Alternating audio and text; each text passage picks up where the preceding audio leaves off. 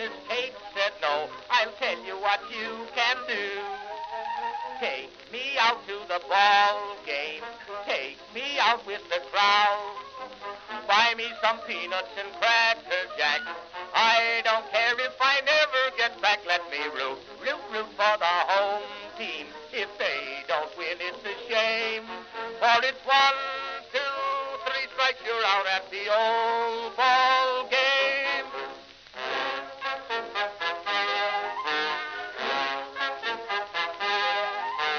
Katie Casey saw all the games, knew the players by their first names, told the umpire he was wrong all along, good and strong.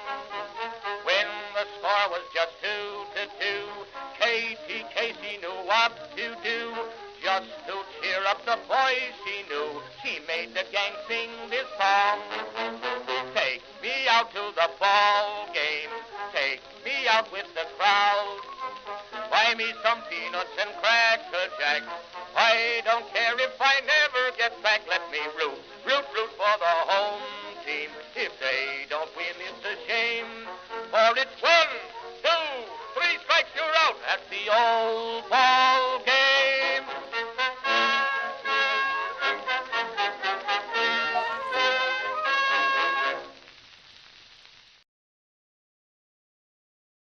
Greetings, folks, and welcome to live coverage of Orioles baseball, where this afternoon the Baltimore Orioles will be wrapping up a 3-game series against the Minnesota Twins at Oriole Park at Camden Yards.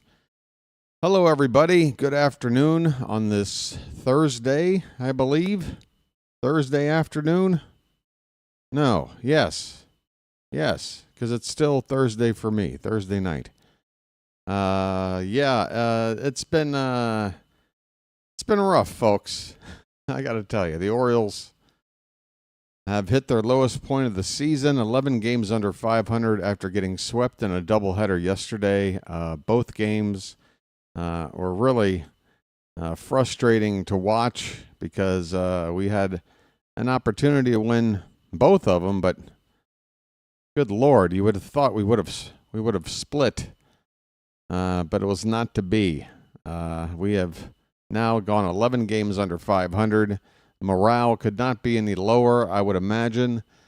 And what can we do?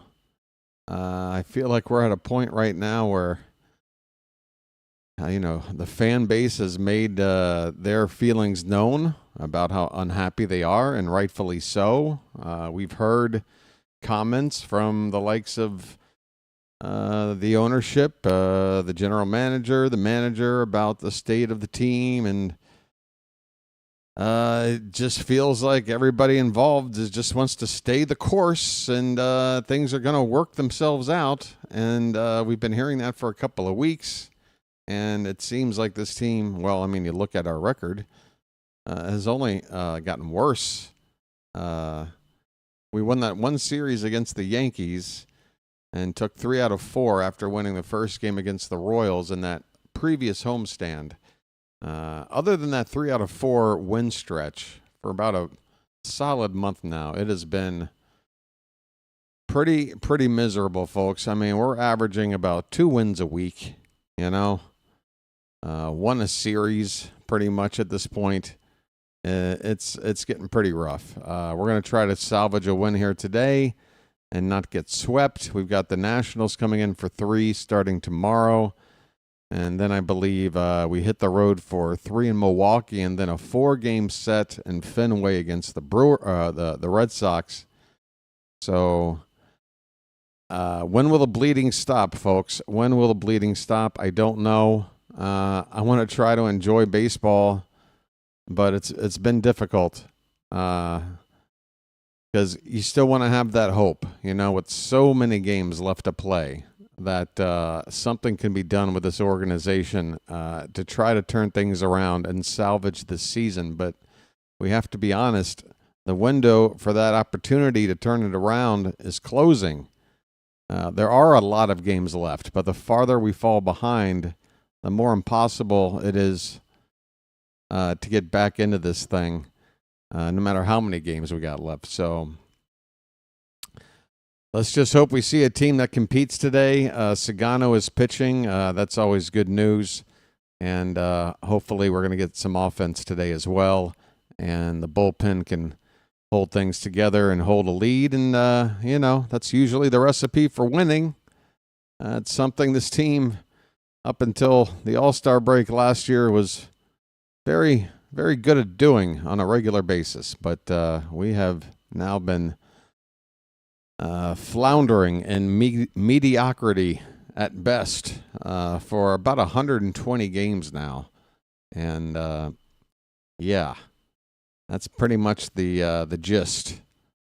So let's get to it then, folks. I wish I could come in with a chipper attitude and feeling all optimistic about another day of baseball. And look, whenever a game starts, I'm ready to watch, and I'm hoping to win.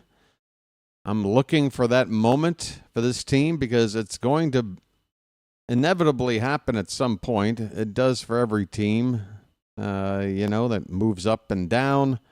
How much farther can we go down? I don't know, but I'm just waiting for that moment. I'm hoping.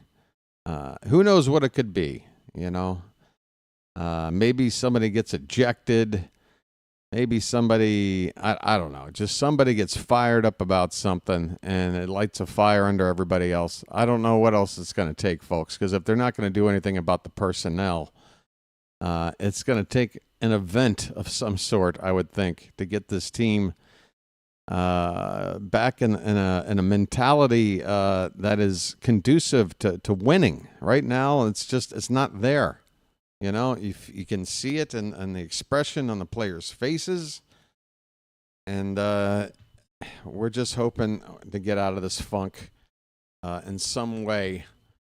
Again, I don't know if it's possible without some sort of organizational move. But we don't have any control over that. Hopefully the players are just going to do the best they can. Try to put what the state of the team is, compartmentalize that when the game is actually on and try to go out there and just win ball games and try to enjoy doing it at the same time. I think if you find some enjoyment in playing the game, it helps you to win. I feel like that's pretty. I think that's true. Okay, so let's get into it. This game's about to start. How soon? Is it 5 after or right on the? Yeah, 5 after. 12:35. We're looking at pitching matchup today. Tomoyuki Sugano, record of 4-2, 2.72 ERA. He's been outstanding. Seems to get better with every start. And maybe we're a little bit. What's the word? Maybe we're a little bit spoiled with the way he's been pitching out there. Hopefully, though, he's going to give us another quality start. Chris Paddack is on the mound for the Twins, meanwhile, and he's a pitcher with a 4.76 ERA, a 1-3 record. You would hope that based on the pitching matchup, we have the advantage, and that the bats are going to come through today. Let's take a look at the starting lineup here for the visiting Twins. Leading off and playing center field once again, Byron Buxton. Trevor Larnach will bat second and DH. Ryan Jeffers will do the catching and hit third. Brooks Lee, switch hitting second baseman, is the cleanup hitter. Carlos Correa will once again play shortstop and hit fifth. Willie Castro in right field with an amazing defensive play yesterday. He'll bat sixth. Royce Lewis will bat seventh and play third base. Cody Clemens, who came up with a big hit off of Yenier Cano, he will be at first base hitting eighth. And is it Dwayne Kersey? I can't remember this guy's name. Deshaun Kersey Jr. is in left field for the Twins, batting ninth. He is just 3 for 35 on the season. For the Orioles, how are we looking today? I mean, folks, we talk about, well, there's so many injuries, but I mean, I look at a lineup like this and with Sugano on the mound, and I'm saying to myself, this team should be a highly competitive team. I mean, we've got Heston Kjerstad batting ninth. Okay? I mean, I know he's not killing it. He's hitting .212. But show me around the league with a player with the kind of upside, at least, that a Heston Kjerstad has, hitting ninth in their order. This team should be doing better. Jackson Holliday will lead off and play second base. Ryan Mountcastle will hit second, as he did yesterday. He is currently on a 7 or 8 game hitting streak. He's at first base. Gunnar Henderson will bat third and be at shortstop. Adley Rutschman is the cleanup hitter today, and he'll be doing the catching. For me, that's the number one problem with this lineup. Rutschman needs to get moved down. Ryan O'Hearn will bat fifth and be the DH. Tyler O'Neill will hit sixth and play in right field. Sed Mullins will bat seventh and be in center field. Emmanuel Rivera will hit eighth and play at third base, and batting ninth in left field, again, Heston Kjerstad. All right, folks, we're less than 5 minutes away from first pitch. I now go through my normal routine of getting this ball game up, and hopefully it won't be as much of an issue as Game 2 of yesterday's doubleheader, where I had to spend about 15 minutes finding a backup stream that was not only pausing every 10 seconds, it was way behind. All right, it looks like we got the normal broadcast up today. Happy to see that. Looks like it's the Twins broadcast crew. All right. So again, final game of this series. The Nationals will be coming to town tomorrow. And folks, if I can just rant about one thing here before we get started, because I'm super duper annoyed. Okay. Look, before there was a pitching maneuver made for the doubleheader yesterday. If you recall, we had a rain out for the Tuesday game. Cade Povich was the scheduled pitcher. Conventional wisdom would have led one to think that during the doubleheader, Dean Kramer, who was the Wednesday scheduled pitcher, would pitch one of the games, and then Povich, who just is getting an extra day's rest, would pitch the other game. And then everything is back into its normal schedule, right? Well, for whatever reason, the Orioles have decided that Povich needs some additional rest, which is strange because they were ready to pitch him on Tuesday, the game one of this series, with no additional rest. And yet he got the rain out. That was an extra day. For me, that's additional rest. But apparently he needs more than that. And look, if that is really what he needs, I don't want to sit here and deny Cade Povich of what he needs to be healthy. But here's what that has done. First of all, Chase McDermott is who we turned to instead of Povich yesterday. And McDermott, no offense to the kid, his second major league start, but it did not go well. And, we were battling from behind. He did not do well out there. But here's what bumping Povich, here's what it's done. It's bumped everybody in such a way where this is so annoying to me because the Orioles, for whatever reason, had the luxury with the rotation lined up the way it was for the Boston Fenway series, which is a 4-game series coming up. The one pitcher in our 5-man rotation that was scheduled to not pitch in that 4-game series was Kyle Gibson.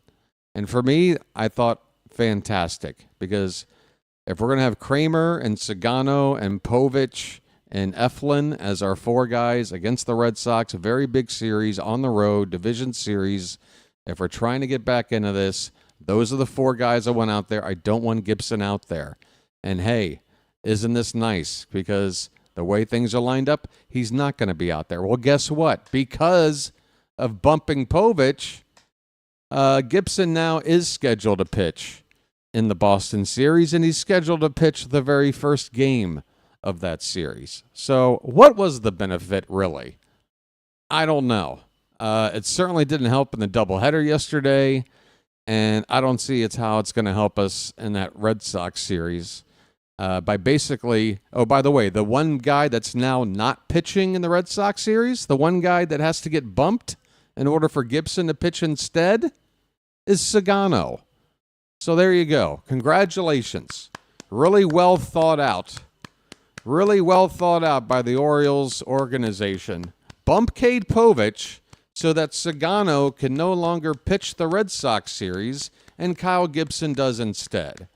You know, because these division games where we're trying to make up ground are obviously twice as important as games against the likes of the Twins or the Brewers or the Nats, teams we're playing here over the next few games. Now, let's make it so that Sugano misses the Red Sox series. I don't get it, folks. First pitch of the ball game popped up. Sugano induces a pop-up out of Buxton on the infield. The first baseman, Mountcastle, is there to make the catch. And that's how this game starts, folks. Sugano induces weak contact on one pitch. And he is right back into the swing of things. So, yeah, that's my rant about that particular thing. I don't get it. We just screwed ourselves, if you ask me, for no particular reason. If you gave me a good reason, maybe I'd understand. Here's Trevor Larnach. And he goes after the first pitch and fouls it off to the right. Larnach DHing today, hitting .250, 7 homers, 23 driven in. He's got a 6-game hitting streak. And he had a home run ball in one of the games yesterday. I've already forgotten which. That ball's hit hard off to the right again. Foul again. The count is 0-2.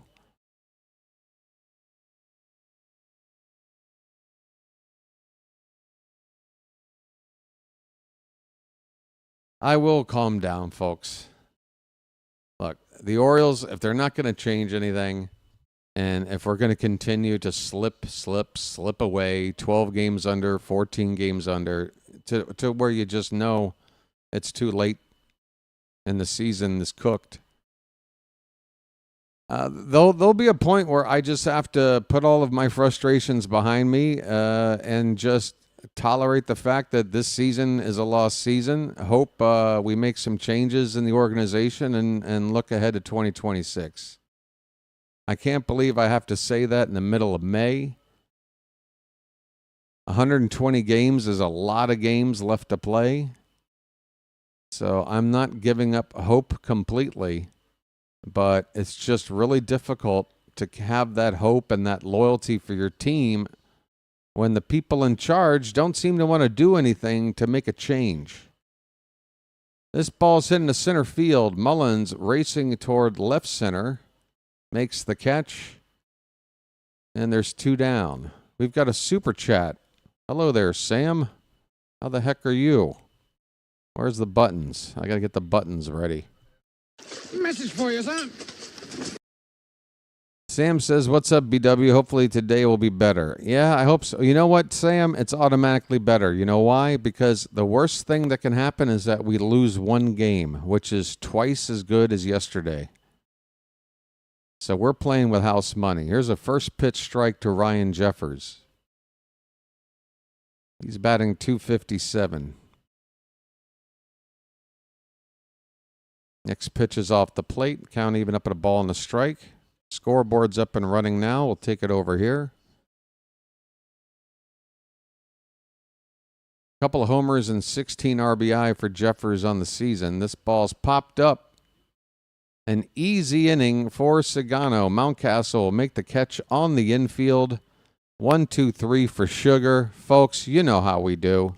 Sugar. That's right. What? Did you need a close-up? Sugar.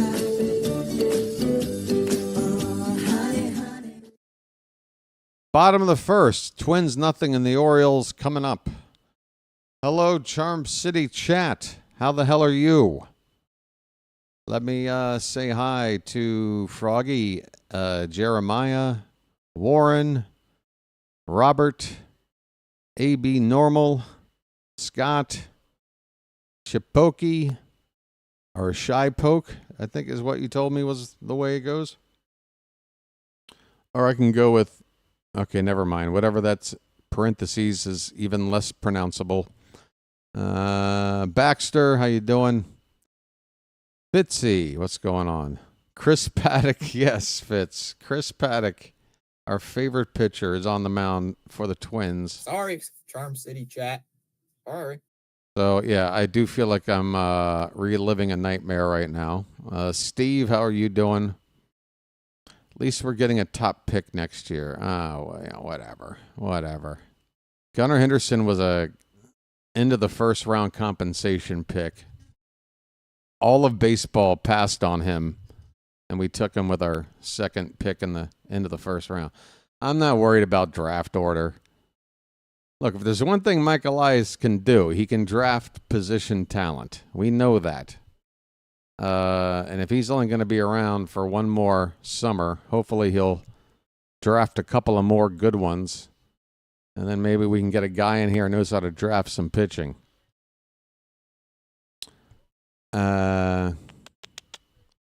Top pick, looking already to the draft. LOL.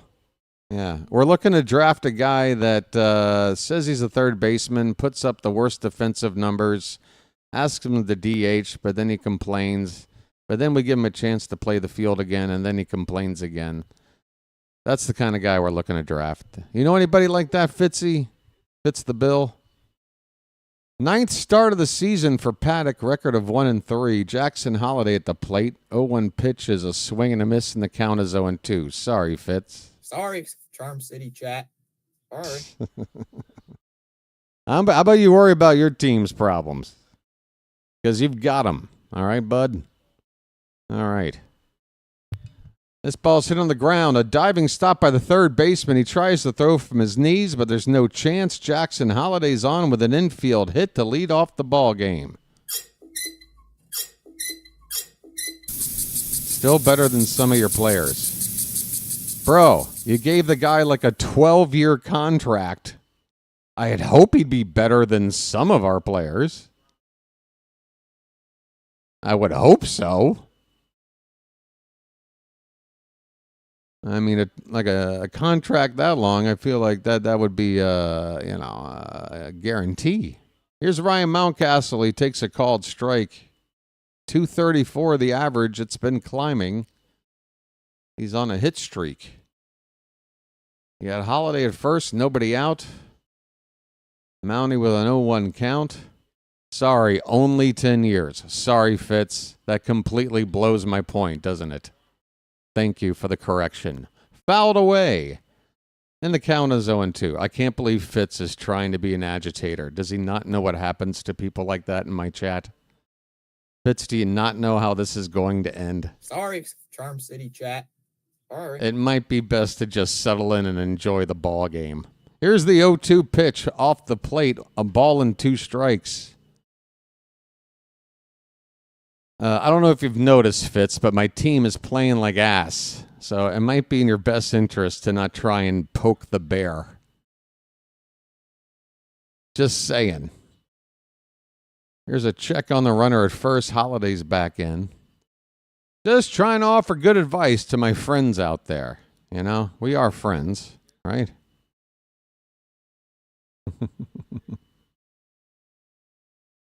All right, good.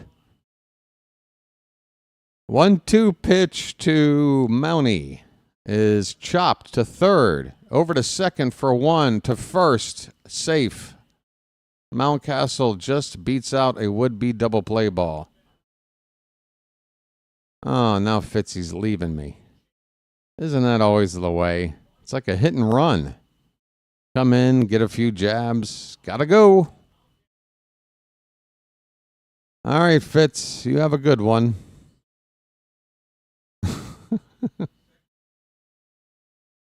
Thomas Fitzpatrick, folks. Check out his channel.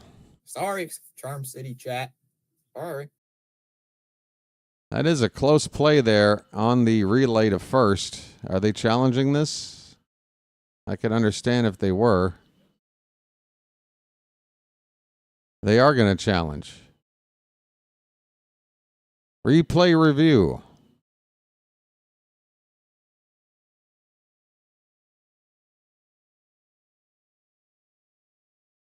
I don't think they're trading Devers, by the way, for what it's worth. I don't think they're going to get back in return what he's worth. And, yeah, I just... I do get Devers' point of view. I mean, they did sort of cultivate him as the franchise player, and it's like, what's the deal? You had me here, now you want me over here, now you're moving me over there. You're treating me like the 26th guy on the roster. Wow, it is a double play. Mountcastle did ground into a double play. Minnesota wins the challenge, and that's how this day starts.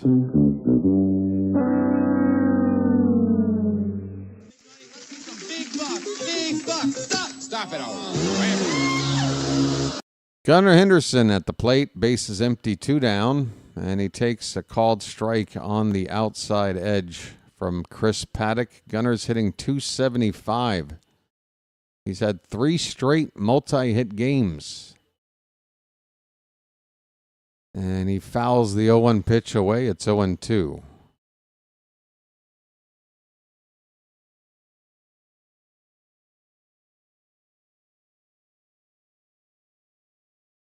Gunner now 3rd in the league in active streaks for getting on base at 19 games. Pitch is low and away, a ball and 2 strikes. Oh, that's right. He reaches for this one. It's hit toward the left side. Lewis, the third baseman, goes into a slide and makes a catch on the track. Good grief. Folks, the Twins' defense in this series has absolutely killed us. Does our team have problems? Yes.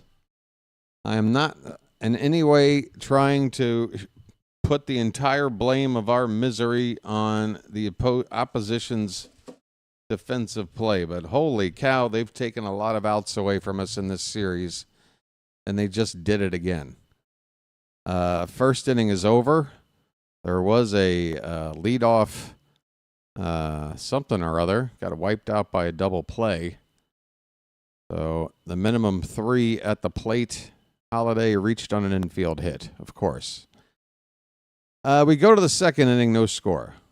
All right.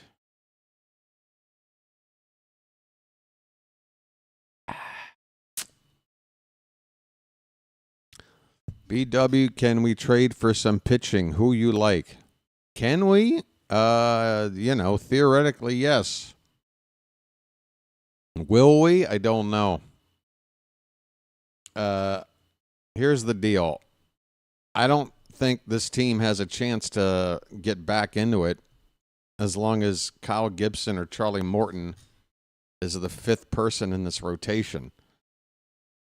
I root for these guys to turn it around or whatever, but there's just no time left. It's just too much of a risk. Every time these guys go out, they get shelled and we lose. And we don't have any other options. We don't. I was talking about this in my Discord in terms of internal options until, we're not getting anybody back that's really somebody you want until after the All-Star break, and that's still 2 months of baseball. And if we're playing like this for another 2 months, it'll be too late. If you're talking about waiting for somebody from within. So, yeah, you do need to make a trade. But then there's this whole thing of, well, traditionally trades are done in July. The trade window, the trade deadline. Normally April, May, June, not too much. But whatever. I don't care what the tradition is. There are examples of trades being done at this stage of the season.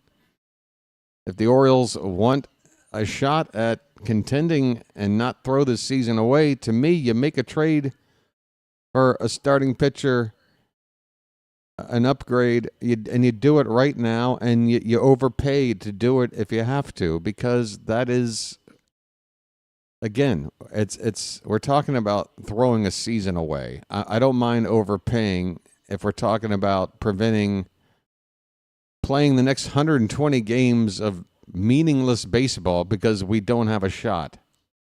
You guys hear me? You feel what I'm saying? So yes, go out there and make a trade. By the way, we got a 2-2 count on Brooks Lee, leading off the top of the second. He fouls this pitch away. And there are pitchers out there that would fit the mold that we could target to go after in a trade. Pitchers on teams that are already themselves admittedly out of contention, like Sandy Alcantara of the Marlins. Here's a 2-2 foul at the plate. The Pittsburgh Pirates. I know this is going to sound crazy. They have Mitch Keller as a potential trade piece that's been floating around since the offseason. But their organization is in such disarray that there's been talk of actually, trading Paul Skeens for a giant, crazy package of players, that a player like Skeens would be commanding. By the way, Lee is still on a 2-2 count to lead off the second inning. He's fouled a few pitches away. Here comes the next 2-2 from Sugano. It's low, full count. And again, Sandy has an ERA of over 9. That's fine. I know what his track record is. I don't think he's washed. And with the team he's playing on, I would go for, look, if it ain't us going after Alcantara, I guarantee you another contender is. Here's a diving attempt by Mullins, and he makes the catch. A ball hit softly into right center. Mullins on the run, and he laid out with another signature Mullins catch. How does he do it? The ball right on the ground. His glove just somehow gets underneath it. Said, you're my hero, buddy. What a play. Besides that, it's all in the reflexes. Here's a fly ball foul to the right by Correa. Wow, that was a very long at bat with a hell of a payoff. Said Mullins. We can send you Marcus Stroman. Scott, once again, we're talking about an upgrade, okay? That's what we're talking about, an upgrade. We're not trying to move sideways, buddy. Here's Carlos Correa with an 0-2 count. Takes low, a ball and 2 strikes.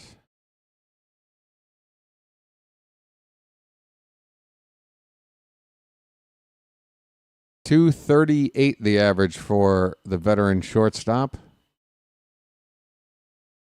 Takes off the plate. The count is 2-2.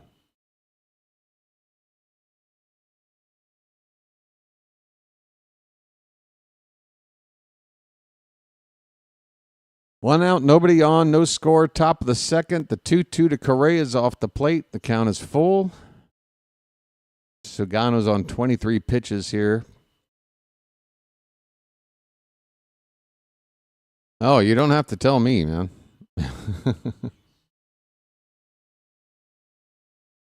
Look, I that's another reason I don't want Devers. Somebody, I saw somebody in the comments section on one of these Rafi Devers drama videos talking about, well, the Orioles could use his bat, and I'm like, well, what do we? Here's a ball chopped back to Sugano, over to first in time, 2 away here in the second. Sugano has a ball left the infield other than the Mullins diving catch. I tell you what, the Sugano, keep it up, buddy. You're going to be rookie of the year like Roy Hobbs.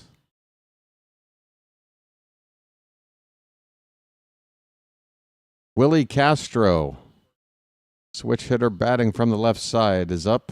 Takes a curveball outside for ball 1. My goodness, I feel like I've got an app that is implanted in my brain. It's the Kyle Stowers update app. Everybody's got to tell. Here's a curveball, called a strike, looked outside, we'll take the call, it's 1-1.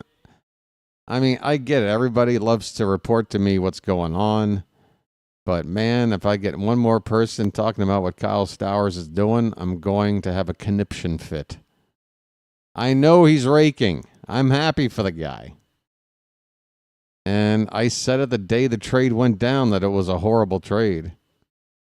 So nothing's new. I'm happy for Stowers. But it doesn't really help my morale to get another update on another Stowers home run. This pitch is fouled off to the right. 1-2 the count on Castro. 2 down, bases empty. I mean, nobody talks about Connor Norby's production. I haven't gotten a single Connor Norby, hey, this is what he did tonight, from anybody once. So what's going on there? Somebody help me out with a Connor Norby update. 2-2 pitch to Castro. That's up and away, full count. I don't know if that's much of a surprise, Scott. They've got the best record in the league. They've been crushing their opponents. They swept us. Not that that's saying a lot right now. This pitch is popped up to center field. Mullins toward left center. Makes the catch. And it's another breeze-full inning for Sugano. No hits given up yet. No nothing. We go to the bottom of the second.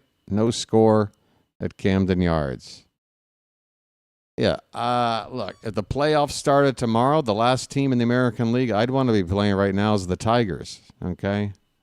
And by the way, folks, if you're talking about a mid-market team with a mid-market payroll and you're wondering, well, how can a team like that compete in the modern game?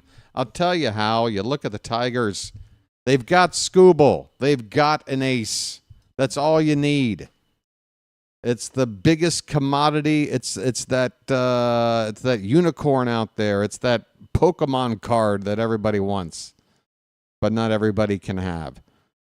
If we had an ace on this team, I'm telling you right now, building all the other parts around it for a team to compete and win, you got everything you need. Which is why I'm saying if the Pirates are even hinting at Paul Skeens being on the trade block, I'm willing to offer whatever the package is. There's only one combination of players I'm not willing to give up where I say, okay, that's a bridge too far, and that's Gunnar and Holiday. You can't put them together. But you pretty much tell me any two players on our team plus like another prospect or a draft pick, compensation pick or something, I'm making that trade. And I'm making that trade because I understand what the impact of that arm would be for a team that already knows how to build the offense. Okay? We've got other prospects coming through the pipeline. We're fine. You can replace some of these bats. Telling you, Gunnar Henderson and like an Enrique Bradfield Jr. and a draft pick for Paul Skeens. I'm doing it. I'm doing it yesterday. Why? I'll move Jackson to short. Westberg and Arias can split second and third until we want somebody else, and maybe we can go get a free agent infielder next winter or whatever. Easy. Where are you going to go find another Paul Skeens? You can't. Hey, welcome back. It's the bottom of the second inning. Boy, Scott is in a talkative mood. Hey, Scott, give somebody else a chance. This pitch is high to Adley Rutschman. The count is a ball and a strike. Let the clutch out gently, okay? Adley's hitting 197, 4 homers, 11 driven in. There's a breaking ball that stays high, and the count 2-1. I mean, Adley Rutschman for me is a perfect example. I mean, a year ago, I would have thought you were absolutely crazy that I would consider trading Adley Rutschman for anything. He pops this one up on the infield, foul side of first base, and Rutschman with another unproductive at-bat. Foul pop-up for Adley. Yeah. With Basayo, coming up in the pipeline, yeah, I would put Adley in a trade package for Paul Skeens. I'd give you Adley and Colton Cowser. And I'd throw in, I don't know, whatever. What do you need, a draft pick? What do you want is basically what I'm saying. I'll give it to you for Paul Skeens. Ryan O'Hearn at the plate. Fight's on. Let's turn and burn.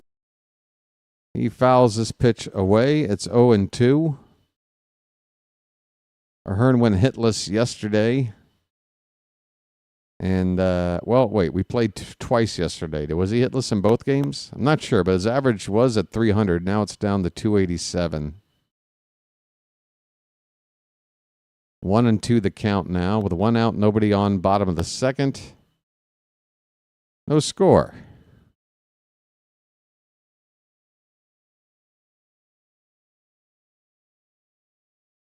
Yeah, Javi Baez, what an amazing turnaround for him. There's a swing and a miss for O'Hearn. He has struck out. A tag applied to complete the strikeout. There's 2 down. Yeah, Scott, I didn't mean to jump on you, buddy. But yeah, Baez out there in center field now, looking like a Gold Glove center fielder, putting up numbers like the old days. And then you got Torkelson, a number 1 overall pick that looked to be a bust. He's finally figured it out. Tyler O'Neill hits a mini fly ball to third. Just a little weak pop-up to third to end the inning. Wow. Nothing doing there for Baltimore. On to the third, no score.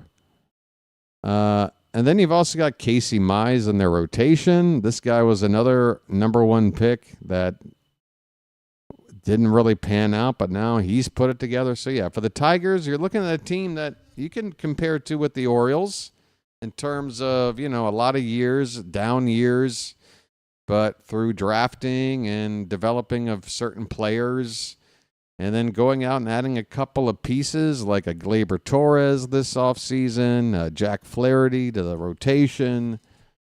That's all you need, folks. But that one thing you need more than anything else is that ace. I'm telling you, you take Skubal out of the equation, and the Tigers are nowhere near the best record in the league.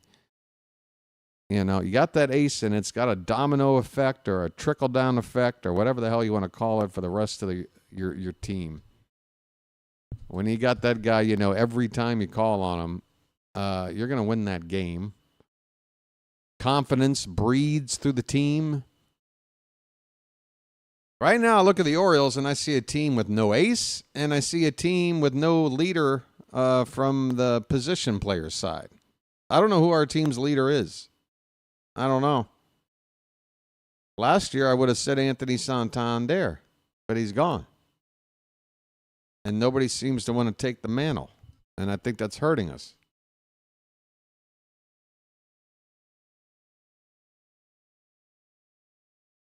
Somebody's got to be able to go out there and flex, even when the times are going bad, and in order to, provide an example, to set an example for the rest of the team.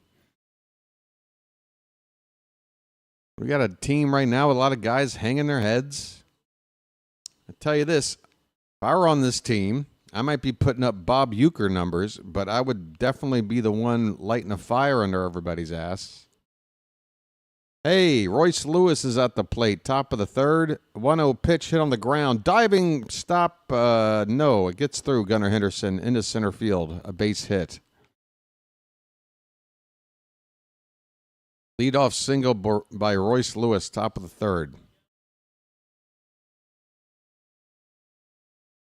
Yeah, you got Riley Green, who I thought already. I mean, looking at him last year, I'm like, man, Riley Green's a really good player. Kerry Carpenter can really crush right-handed pitching. They've got a good team now. So, yeah, you get a veteran like Baez to, figure it out, have a renaissance kind of a season. You get a pedigree #1 overall pick like Torkelson figuring it out in the same year. You get a Casey Mize again figuring it out. Everything just comes together and gels. It feels a lot like the 2023 Orioles. Cody Clemens is at the plate. He's hitting 179, and Sugano's fallen behind him 2-0. Next pitch could have been ball 3. It was on the outside, but it's fouled away. 2 balls, 1 strike.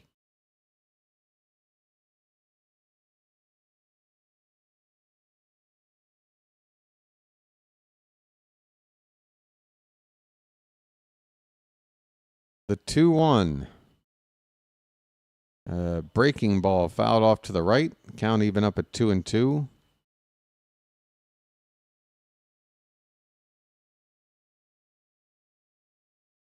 I'll tell you what, the attendance for the 3 combined games in this series is going to be pretty sad. It does look like there's some folks sitting in the upper deck out in left field. That must be a special. Oh, you know what it is? I think it's field trip day or something to that effect, I guess, in the Baltimore area. A lot of Baltimore children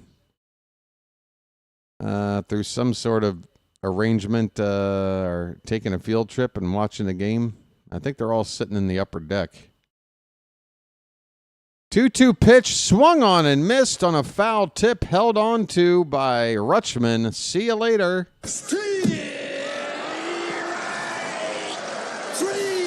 Well, y'all come back now, you hear?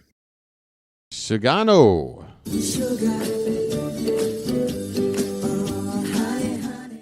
That ball had more dip than your average Christmas party. Huh? What? Here's Kersey Jr. Takes one in the dirt for ball 1.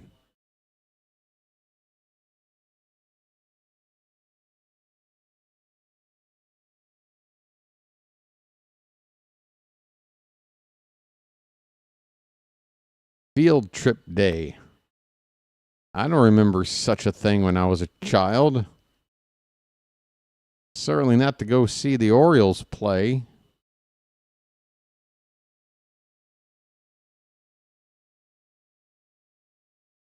Maybe a petting zoo.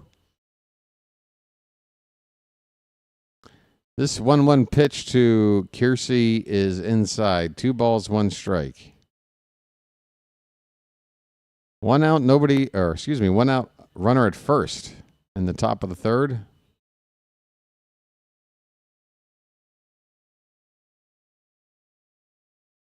That pitch is off the plate, 3-1.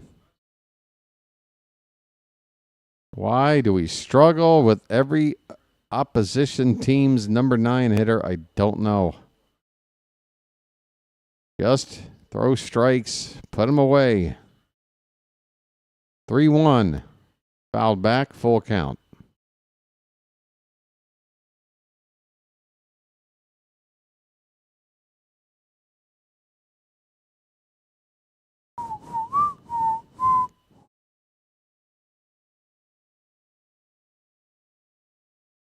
Payoff pitch coming to Kersey. Sugano still waiting on a sign. Still waiting. And now he steps off.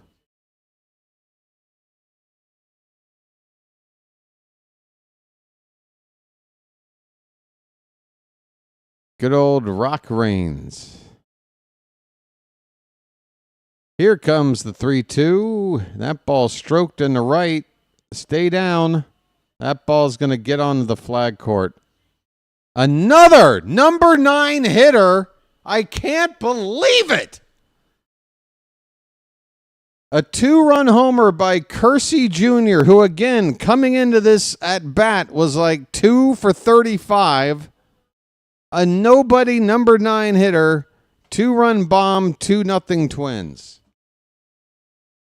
Why can't we get these crappy #9 hitters out every damn game?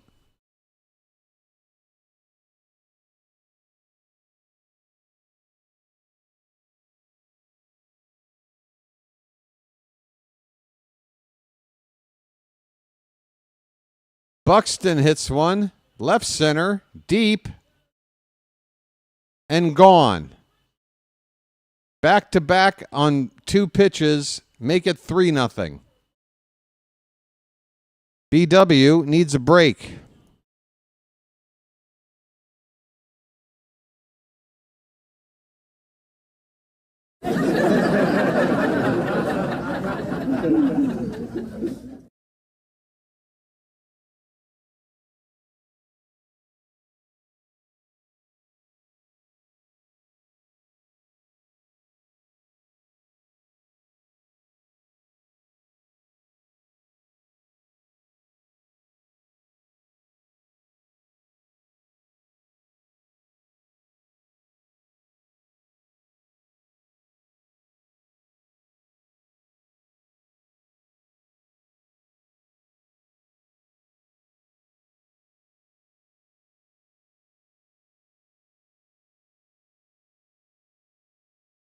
Three nothing Twins.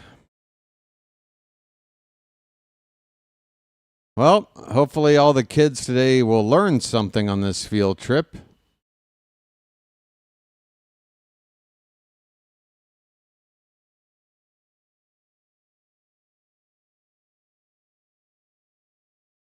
First time this season, the Twins go back-to-back. So happy we could help them make that happen.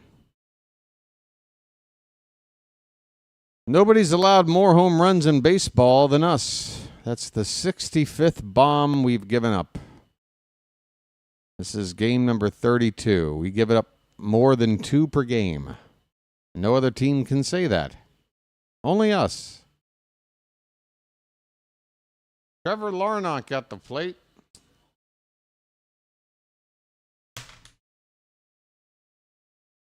1-0 pitch is a strike. A generous call from the ump. Look out. Just about dropped that.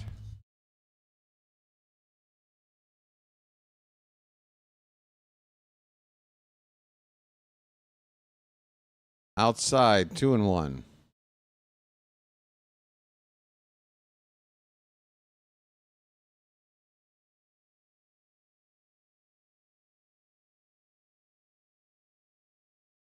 Two-one pitch. Hit in the air. Third baseman Rivera going into the outfield grass makes the catch. Second out of the inning.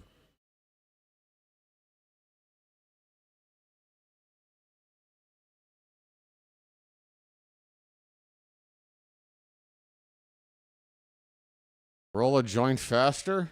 You understand? I've already got it ready. At this point, you got to have one ready. Called strike to Ryan Jeffers.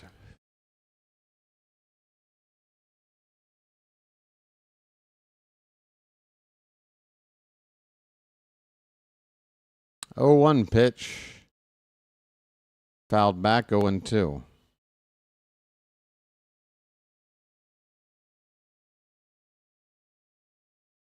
The part for me that really stinks is that, you know what, I can't stand social media. I can't stand the toxicity that exists within social media. If you think I'm just BSing you, then you're part of it, okay?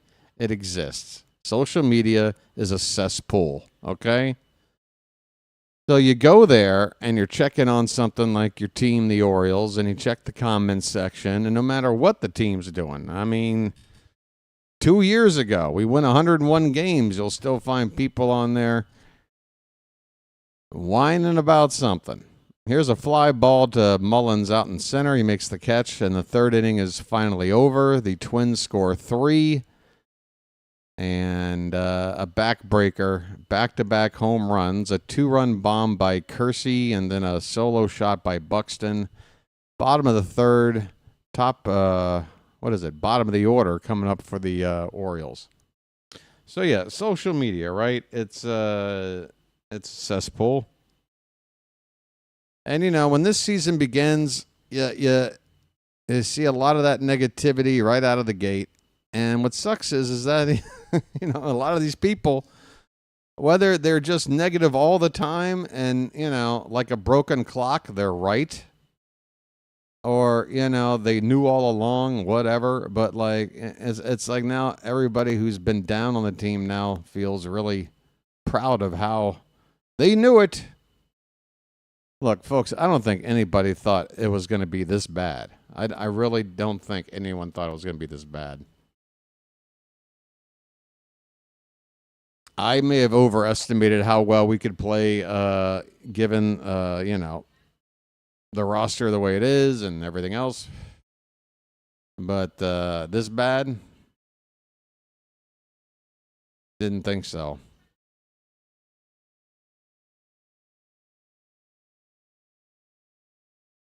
So when I see the comments these days and, they post a lineup or something and the first comment you see with like 100 likes is like, fire Hyde, get rid of Elias yesterday, it's really getting hard for me to offer counter argument to that. Something has got to change.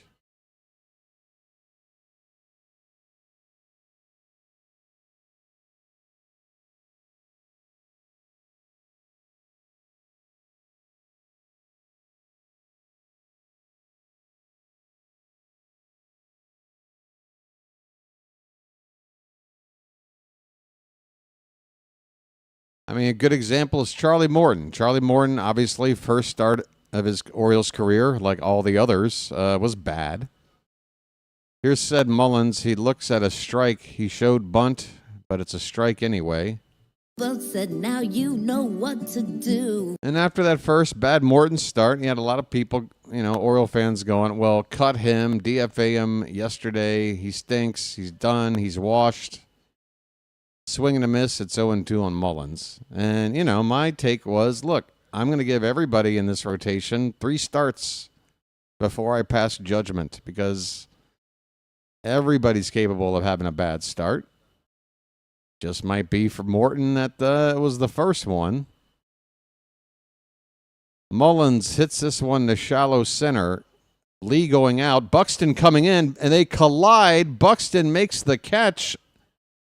A basket catch, but both players are sprawled out, backs on the ground, not moving. I think they're both just got the wind knocked out of them. Trainers are out there to take a look. Buxton did make the catch. This is going to be a few minutes. I know it looks bad. I think they're okay. I think they probably got the wind knocked out of them. I think that's all it is. Buxton is showing every signs that that's what it is.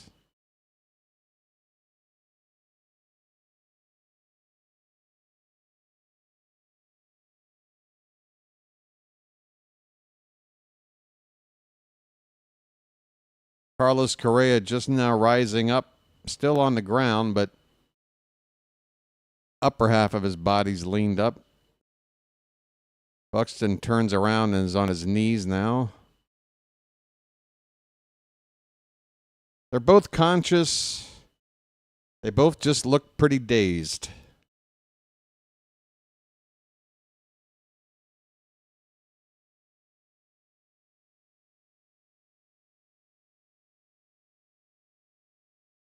So yeah, the point I was making is, I tend to give people a little bit more of a leash than your average social media talking head.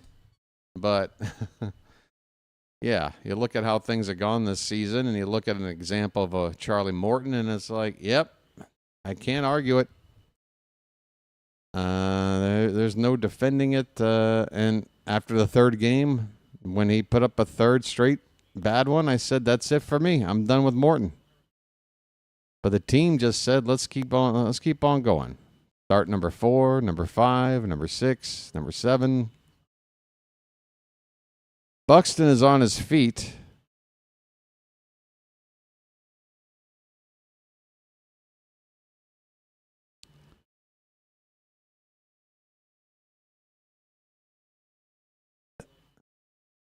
It almost looked like Buxton hit his head into the back of Correa's neck.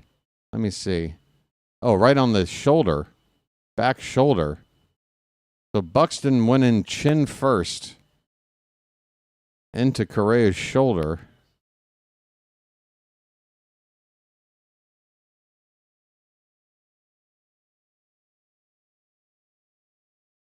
You would think Buxton got the worst of it in terms of pain.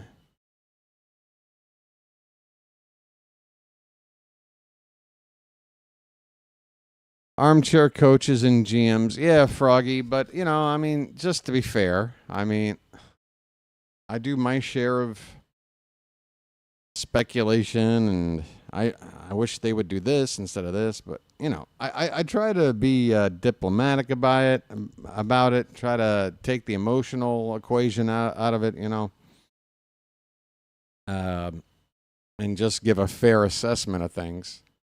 I like to lean toward optimism, but right now with the team, the way things are, it would be delusional for me to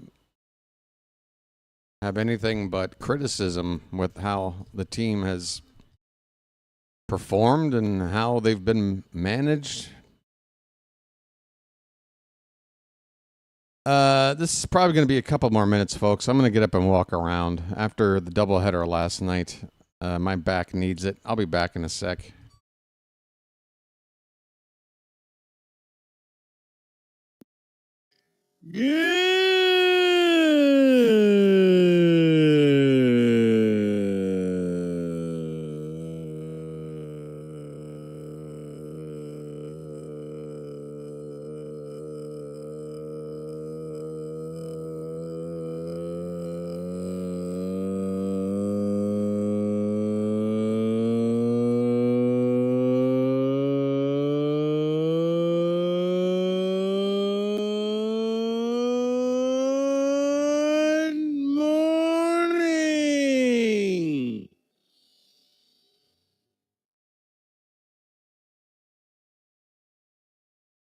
Gaming Kitchen, I know most negative people aren't glad. That's part of the makeup of the characteristic of a negative person. They're not glad. So if I chose the wrong word, I don't know.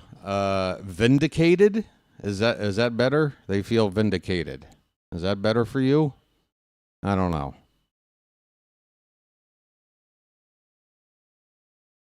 Looks like we're going to get a couple of new players out here. Well, Buxton's staying in, but looks like Correa's coming out.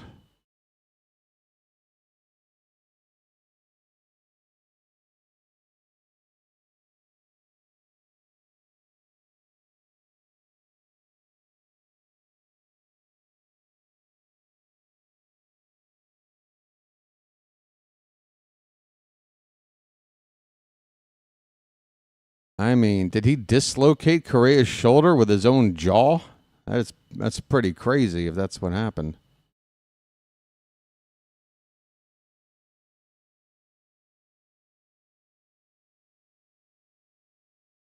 Tell you what, Buxton should take up boxing if he's got a jaw that strong.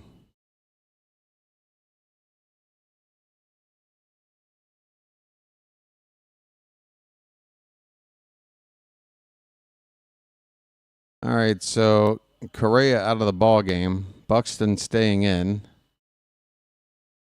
Jonah Bride comes in to play first. Cody Clemens moves first to second base, and Brooks Lee moves from second base to shortstop to take over for Correa. We're back underway. Emmanuel Rivera at the plate with one out, nobody on, and takes inside for ball one.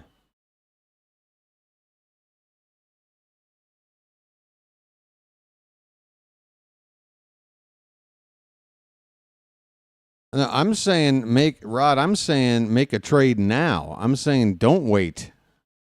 I'm saying make the overpay in order to make the trade happen now. You know what I mean? Like if the team you want to trade with is saying, look, we want to make a trade, but we want to wait till the normal time, say, well, look, we'll offer We want to beat everybody to the chase. We need that person right now. Here's an extra prospect. Make the deal. That's what I'm saying. It's a 2-2 count on Rivera.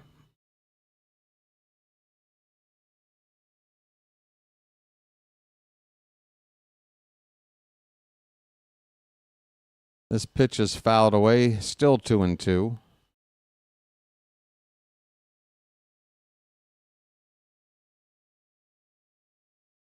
Yeah, I mean, right now we're on pace for 60 wins.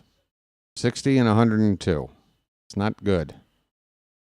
Swing and a foul ball. Still 2-2 on Rivera.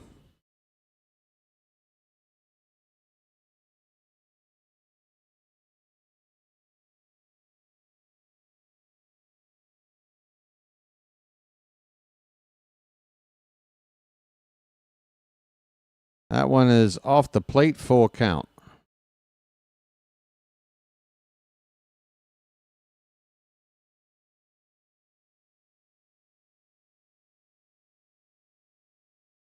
Yeah, look, if a guy like Elias goes on to another team, that pitch is inside, ball 4 for Rivera. I'm glad you brought that up, KPK. Ramon just threw a rock at me. That's the wrong button. I'm walking here. I'm walking here. I totally agree. Look, if Mike Elias latched on to another organization and helped them to turn things around, if Brandon Hyde got signed by another team and managed them to success, if any of these people go on to do good things elsewhere, I'm fine with that, no regrets. But look, if the recipe ain't working here, after a certain amount of time, you just got to be like, look, we gotta shake it up. You know, things got off to a pretty good start. Things were humming along pretty good. Something happened along the way. And apparently, with things the way they are, nobody's able to figure it out. Let's just break it up. So, you know, anybody ever been in a relationship like that? Sometimes you just got to say, this ain't working. Be amicable about it. Nothing wrong with being amicable. Heston Kjerstad with a 1-1 count. Pitch inside, 2-1.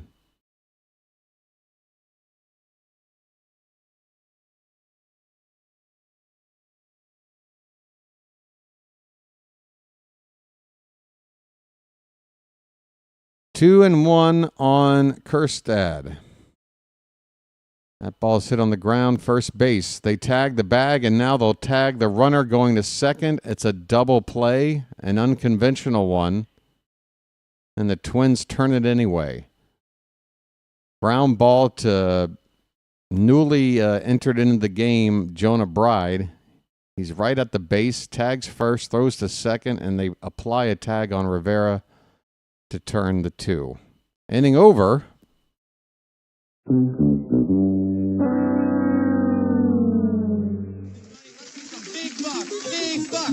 Stop it all. All right, let's light this puppy up. I mean, you know, I'm a Lucky Strike fan from way back. So, Where's your from? Baltimore.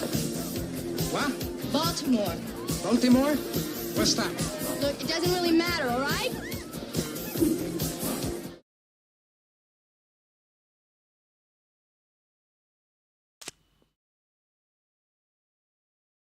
So we're just going to sit here and wait until something changes, right? What else can we do? We can either turn our backs, go do something different. I'm not. I'll be here. And I'll wait it out. It sucks. You know?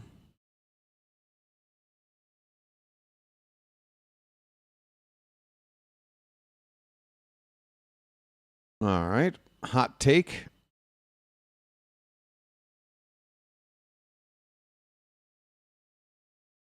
Yep, just going to wait her out.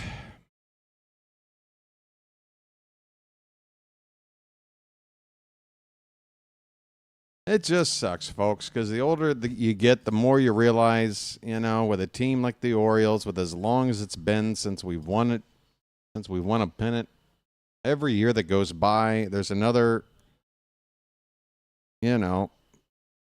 bundle of fans, dozens, hundreds, who knows how many, that, they move on. Their lives come to an end every season. Here I am, a diehard fan for life, and I will be to the day I die, but that day is coming a lot sooner than it was 20 years ago. Just want to see this team figure it out before I, kick the bucket. And when you got a season like this, when you know that the talent is there, yeah, we're missing a good frontline starter, but other than that, I think this team can compete with the pieces we've got here. I really think it's coming down to leadership right now. And to have a season like this just go to waste sucks. 1-2 pitch to Brooks Lee. Hit on the ground. Holiday in the outfield grass with a nice play. All right, folks, you want a bright spot? It's been nice watching the development of Jackson Holiday this season. He's looking more and more like a real big leaguer every time I watch him, both at the plate and in the field.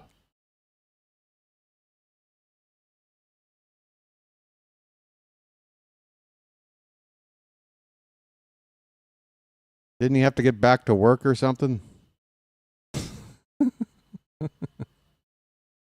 Jonah Bride gets his first plate appearance, hitting 169. 1-0 pitch is in there for a strike.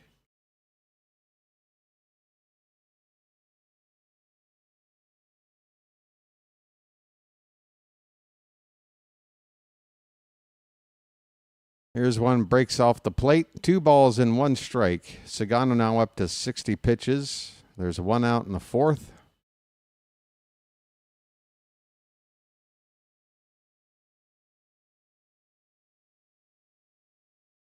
Check swing, appeal, no swing, 3-1.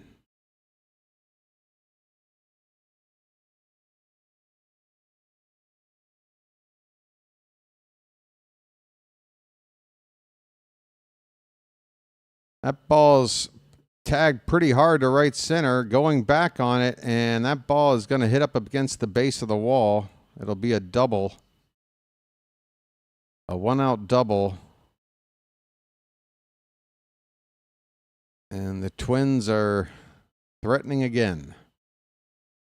Jonah Bride hitting 160-something or whatever. Didn't even make the lineup.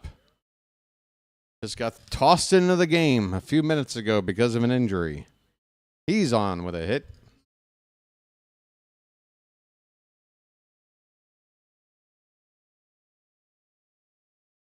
Willie Castro, the next batter. Swing and a miss on a rising fastball.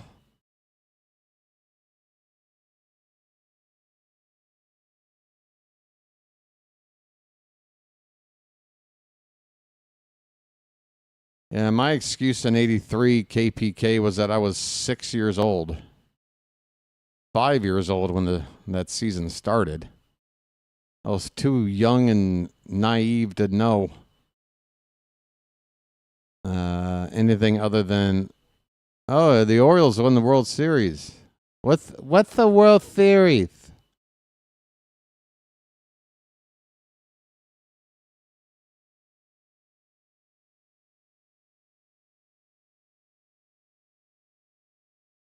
All right.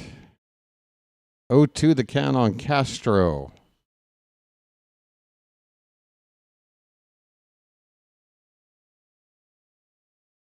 Runner at second, 1 down. The pitch from Sugano is fouled away.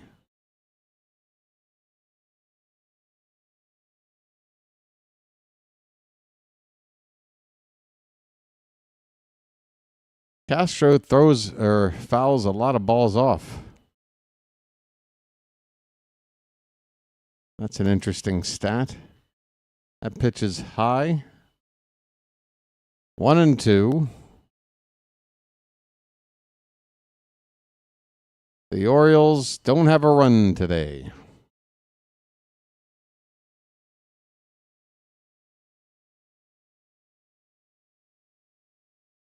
Swing and a miss. Nice strikeout for Sugano, his second of the day.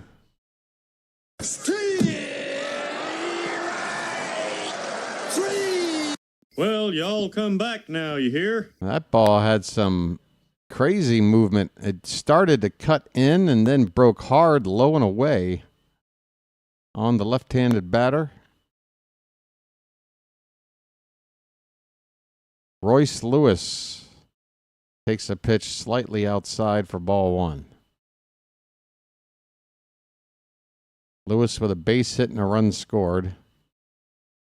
That's only his third hit of the season.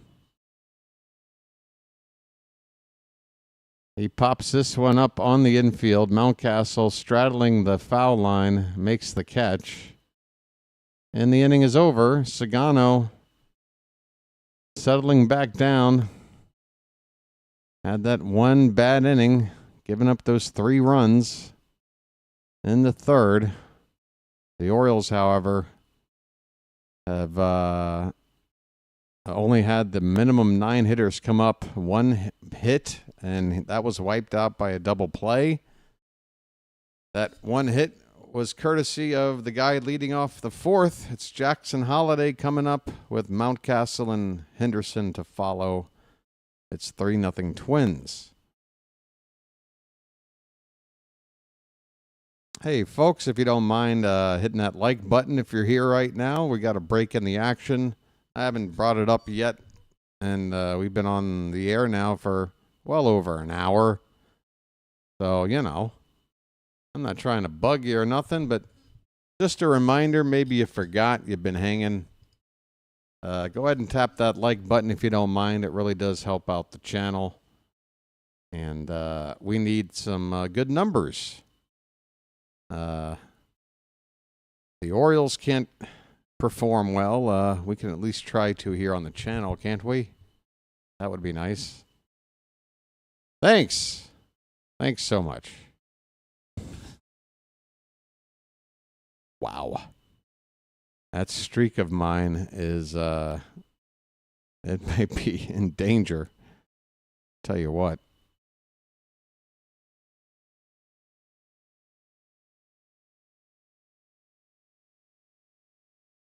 This is about as dead of a party as I've ever been to.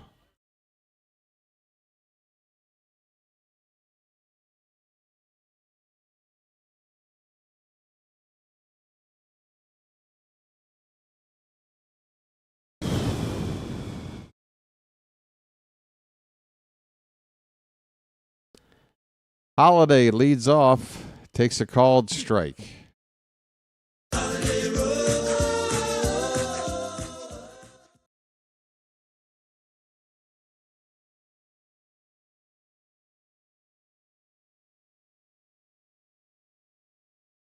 Discord link.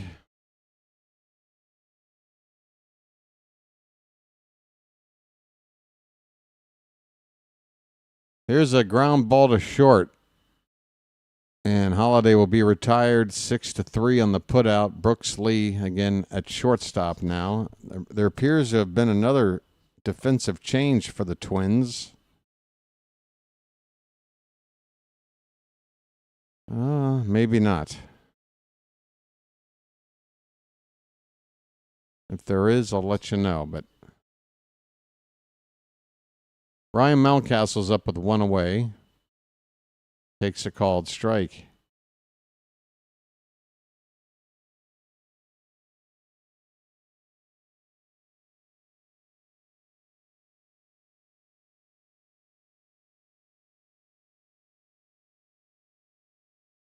Oh and 2 on Mountie.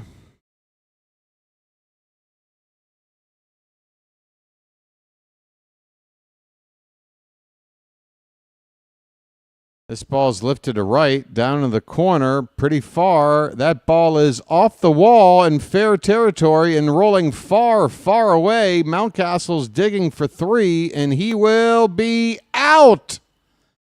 Jesus Christ.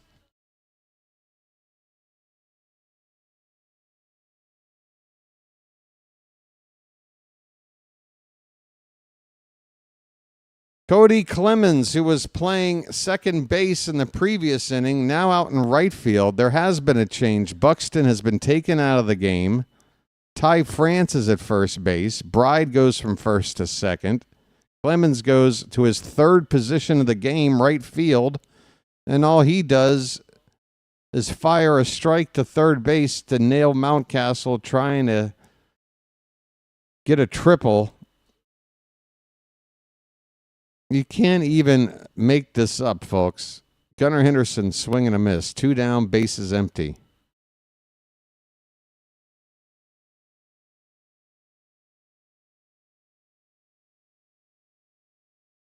As far as that ball rolled away, Bill, I thought Mountcastle would get to third no problem. You're telling me he stumbled around second? I believe you. I didn't see it, but that would explain.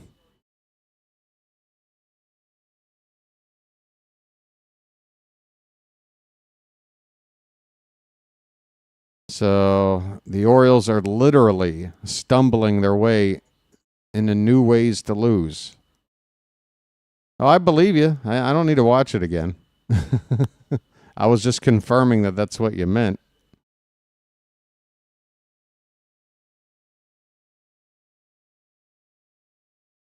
Oh, and 2 the count. 2 down, bases empty.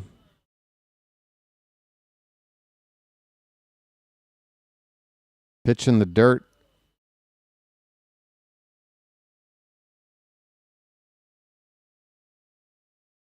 Yep, something like that.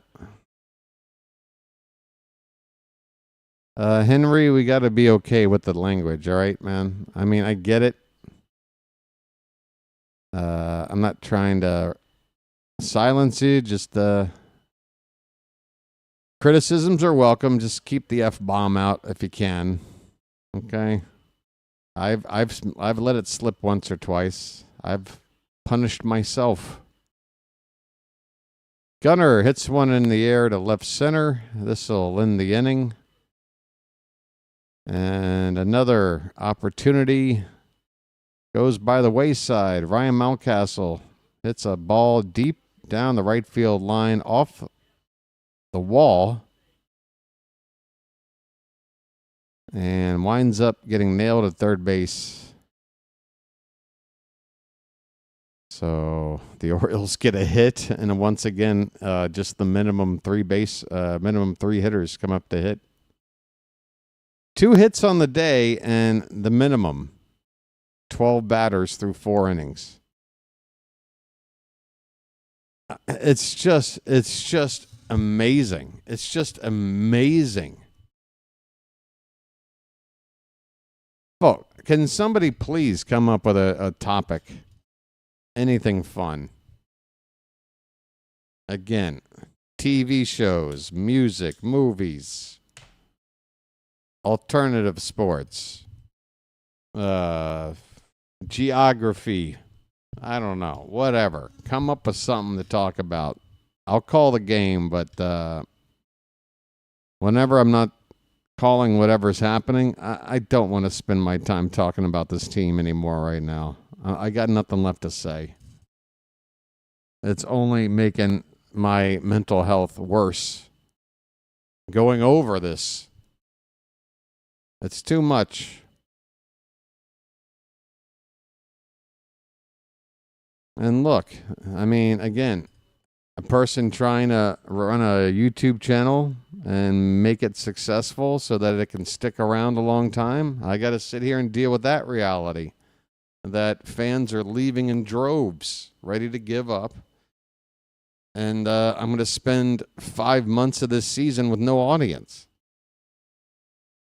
So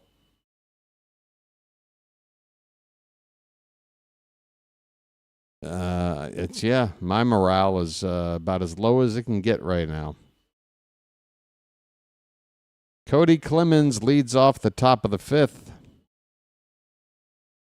I'd like to have some fun with you folks, but you're going to have to help me out. Bring up a topic, make me laugh, do something.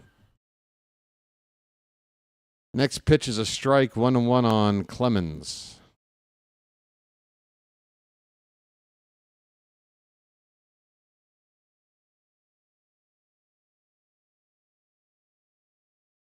Here's a curveball off the plate outside. 2 balls and 1 strike. Thank you, Swisha.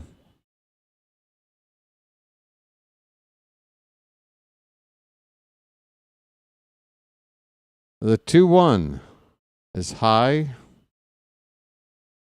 Clemens with a 3-1 count.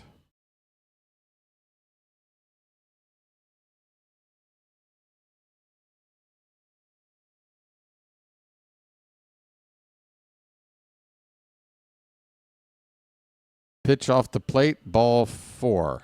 Sugano issues a leadoff walk here to begin the 5th inning.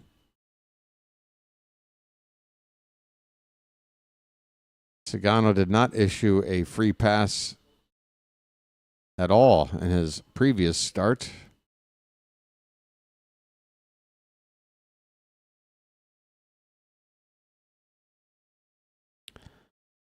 Kersey Jr., who hit a home run his last time up, takes off the plate for ball 1.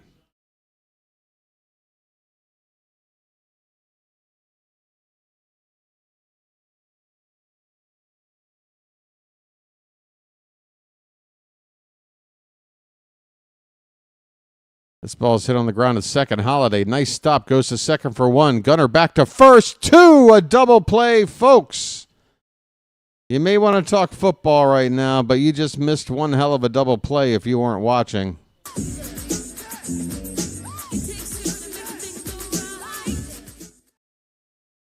Thank God. Thank God baseball's the kind of sport where no matter how your team is doing, there's moments like that that make you go, well, that was worth watching. That was a hell of a double play. 4-6-3. The Twins are going to challenge that the runner at first was safe.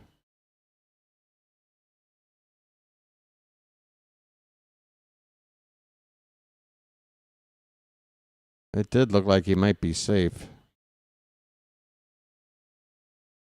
Yeah, he's safe. It's not even that close.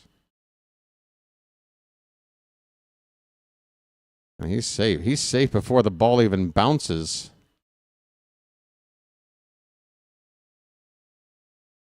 So they'll overturn that. A runner will be on at first. It goes down as a fielder's choice. 1 out in the inning.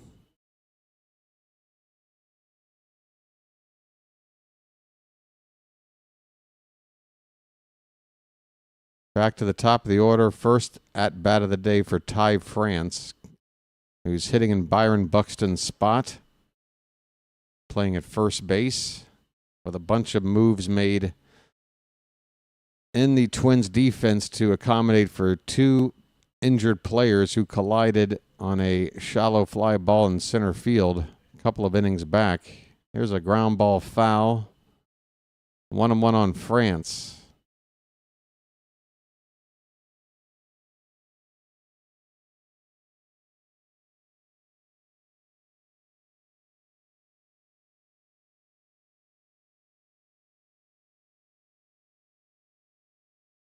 Check on the runner. Kersey back.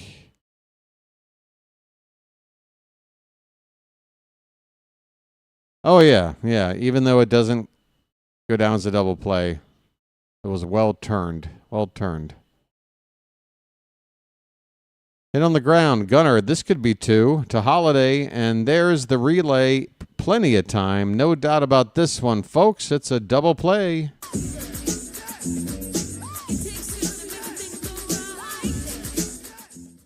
Inning over. This game is halfway through. It's the Twins 3 and the Orioles nothing.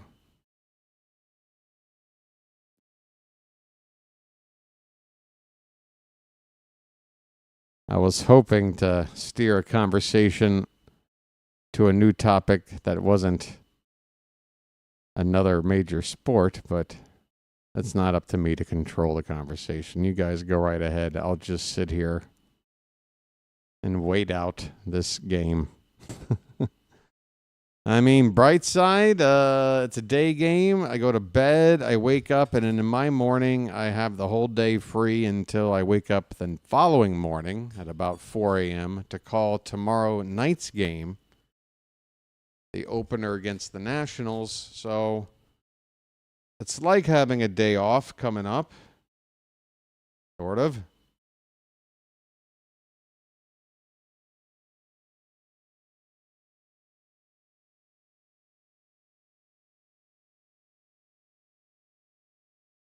This portion of today's broadcast is brought to you by Julie's Peanut Butter Sandwiches Cookies. Julie's Peanut Butter Sandwich Cookies. I don't know who Julie is. I got a feeling these aren't sold in America. But hot damn, if you like peanut butter in between a couple of Ritz-like crackers, then this is the cracker for you.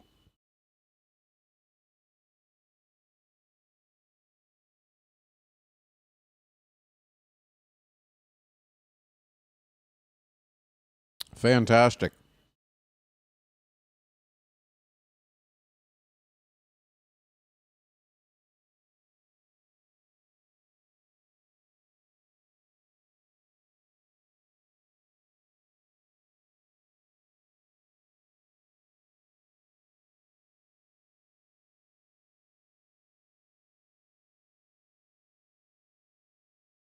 That assist by Clemens to throw out Mountcastle at third is only his second outfield assist of his career. Adley Rutschman at the plate. He fouls off an 0-1 pitch to make it 0-2. He is 0 for 1 today.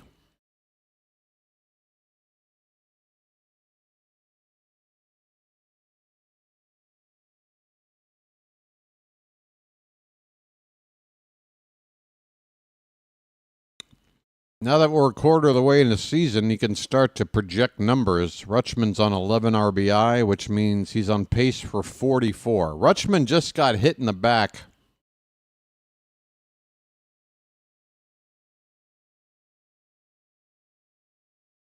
All right. You want something to spark the team? Rutschman just got plunked. What are we going to do about it? What are we going to do about it? Huh? Ryan O'Hearn. Let's turn and burn, damn it. Lights on. Let's turn and burn. First pitch low for ball one. Yo, Henry, I already told you enough with the F-bombs. So if you know that's just going to get removed immediately, if you do it a third time, then I have to put you in a timeout, and then you're going to be mad at me. This ball is in a left center field. It's a base hit. The Orioles have 2 men on, nobody out. The tying run is coming up to the plate. Folks.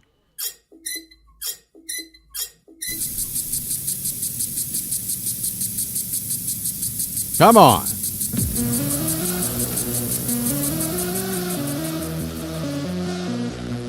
Henry, gotta calm down, dude. Say what you feel, but it doesn't need to be curse words, and it doesn't need to be all in caps.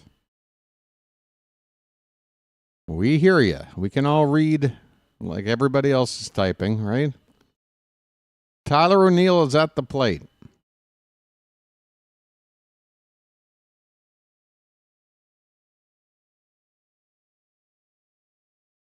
First pitch from Paddack. Swing and a miss.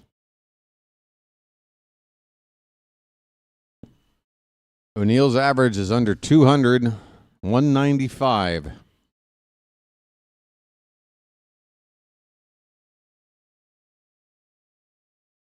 That ball's smoked, but it's foul. Off to the left. 0-2.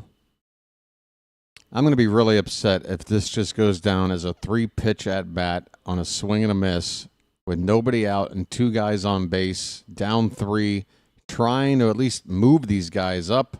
Do something. Come on, Tyler. He lays off a high pitch, makes it a ball and 2 strikes.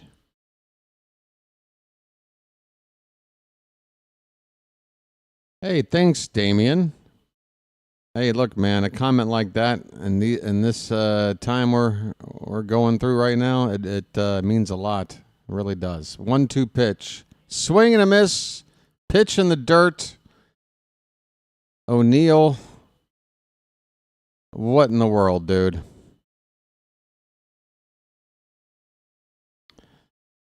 Honestly, Damien, it really is. It's just doing this. It's a series of getting so much criticism from people, and then once in a while somebody will say something like that, and it's like, yeah, well, that's why I do this.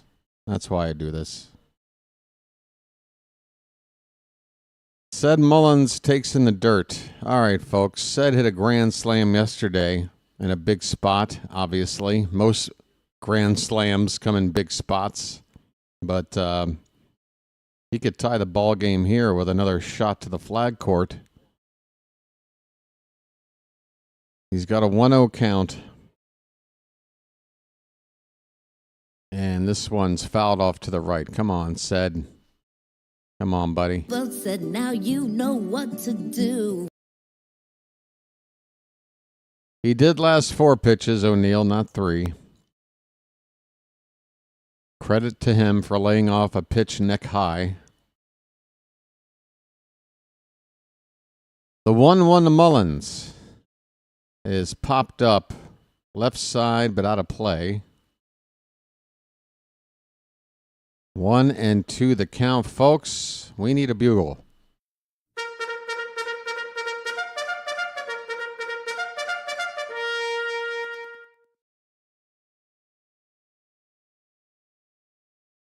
The 1-2. Laid off 2-2. That pitch was low. Folks.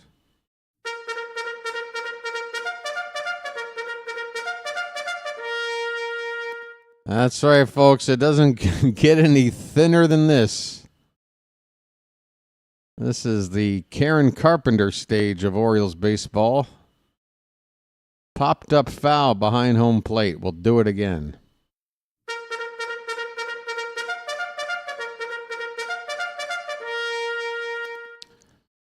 Stay tuned for more 45-year-old references.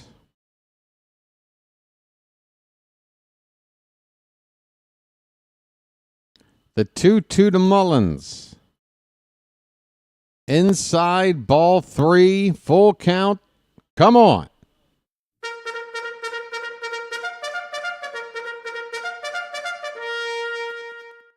Ced, please.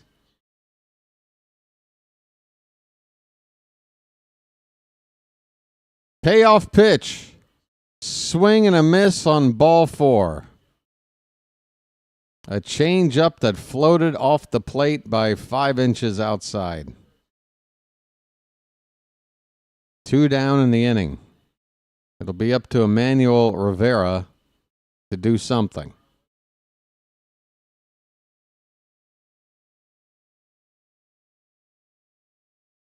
How are things?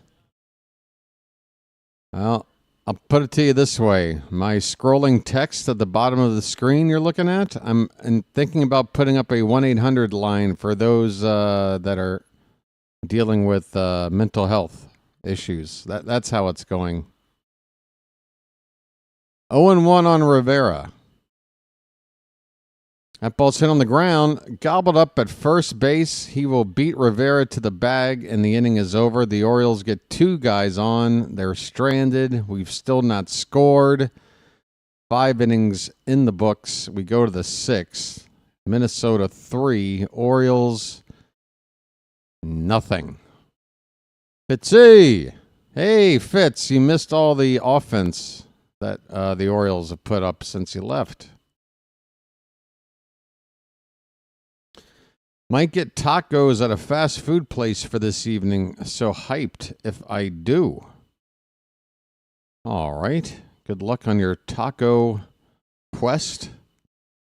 We talking soft shell, hard shell?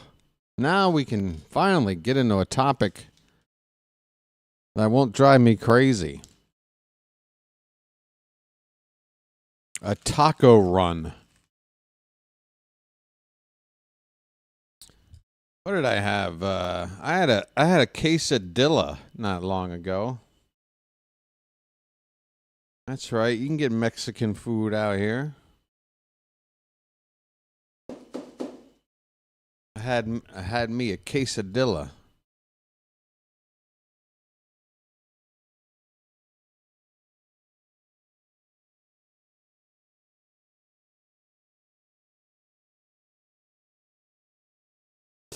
Henry.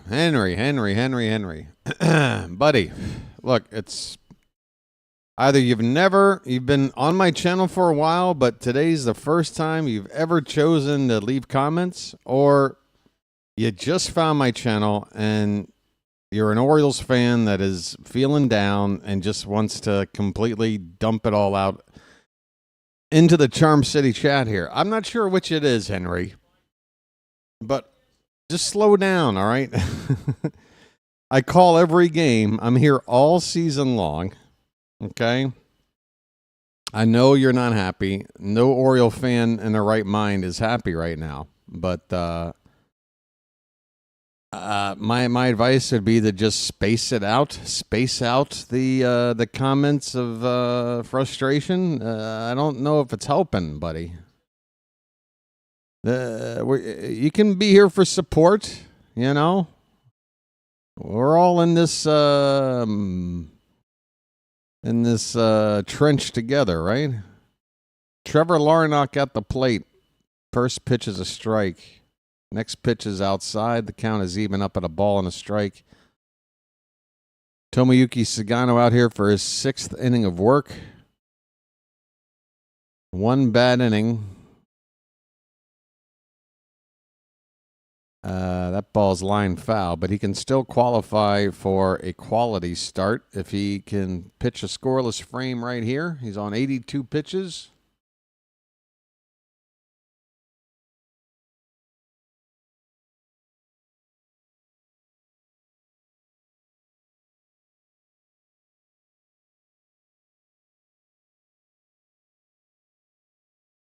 Larnach is 0 for 2 today. And he asks for time as Sugano had not gone into his delivery for an extended period there, even with the pitch clock.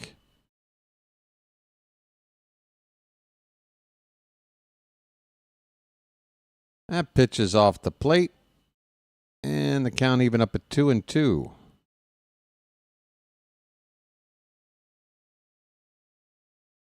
Yeah, Henry, that's the vibe I was picking up, dude. That's what I'm saying. Like, I get it. And I know I'm not saying you're screwing anything up with me. I'm saying for your own sanity, ground ball to second base. Holiday will throw out Larnach for out number 1, top of the 6th. You know, again, it would. I'm assuming you just kind of found the channel, right? It's like, great, I got a place where I can vent my frustrations. There's a live chat. There's other fans here. I feel you, buddy. I'm just saying. But given the state of things right now and how we've been here for every game, from first pitch to last, you know what? You feel me? It's probably best to get a couple of jabs out and then, let's try to, enjoy some aspect of hanging out together and watching baseball. I know this team is bad right now, folks. Look, have I been trying to paint a picture, rose-colored glasses, any of that? I know things are bad. We got a 2-1 count now on Jeffers.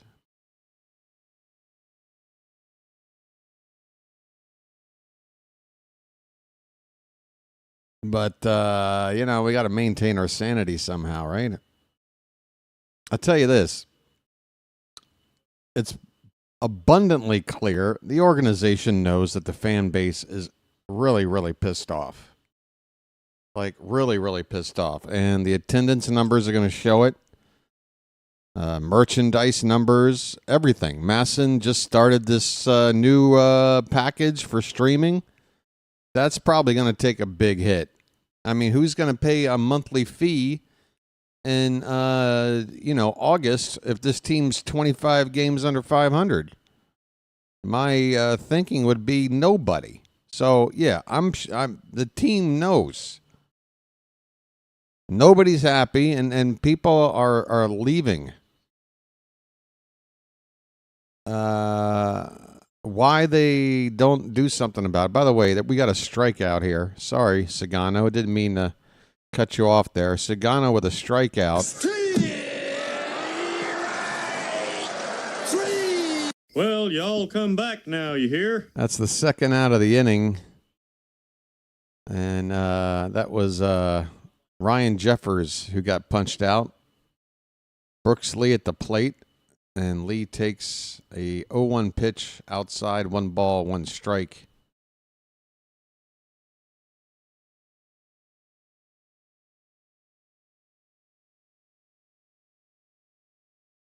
One pitch. Low. So that's where I'm at, folks, as an Oriole fan. Just sitting here wondering when a major...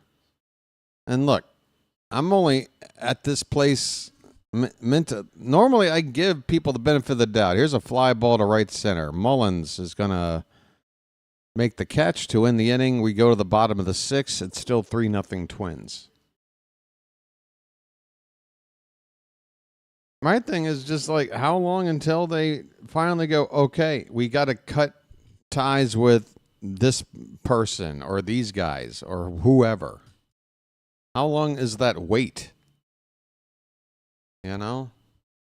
And the fact that they weren't able to identify that what was in place right now wasn't going to just magically work itself out. Like 2 weeks ago, maybe, Mike Elias does a press conference going, I fully believe in this team and we got the pieces we need. It's going to turn around, and all we've done is play worse.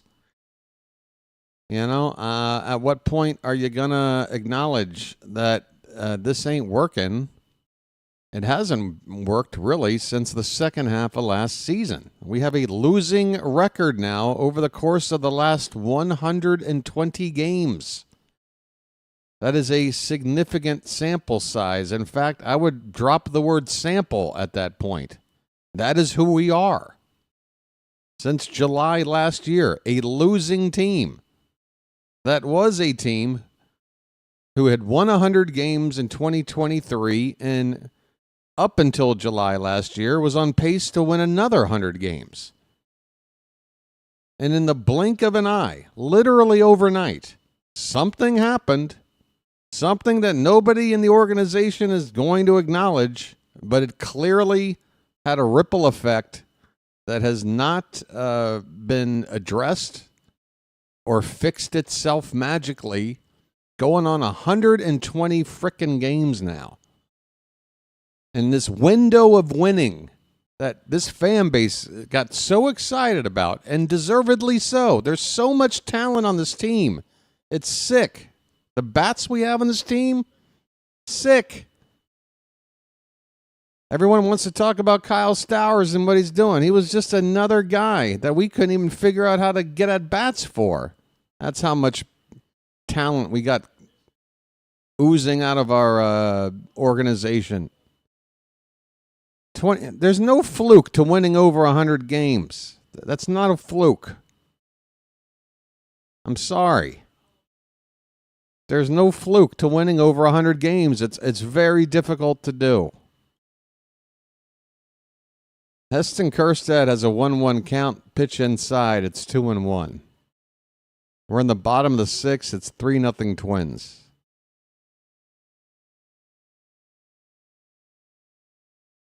And again, we were on pace. We had a 600 winning percentage going into July last year. We were on pace to hit 100 wins again. We hit a bump, and we only got to 91. But you mean to tell me that with pretty much the same nucleus of a team, we go from a 600 winning percentage team to a 400 winning percentage team? And it has nothing to do with some sort of internal issue that has gone unaddressed? It has to be. They're not addressing it. 2-2 to Kerstad. Check swing, pitch up and in. And it looks like it hit the umpire. Jeffers, the catcher, turns around to see if he's okay.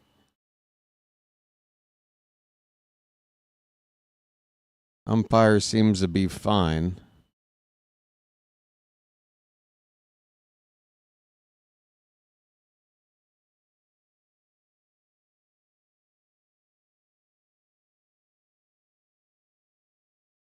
They don't want to pay anyone, but I mean, how does that make a team in mid-July go from a 100-win team to a below 500 team? I mean, in my mind, there was a conversation, there was something. And I think Adley Rutschman's at the heart of it, to be honest, in terms of a player maybe not happy with something and it having a ripple effect in the clubhouse. This ball's hit on the ground, first base. A race to the bag is won by the first baseman. Who's over there again? Jonah Bride? No. Yes. No. Ty France is at first base. Sorry. There's been 3 different first basemen today. Sorry. One out in the bottom of the 6th.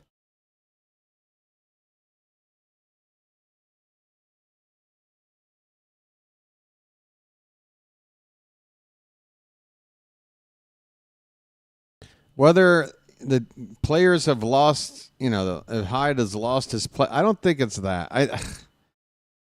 Holiday with a slow roller to second, over to first in time, 2 down. Holiday out in 1 pitch. He's 1 for 3.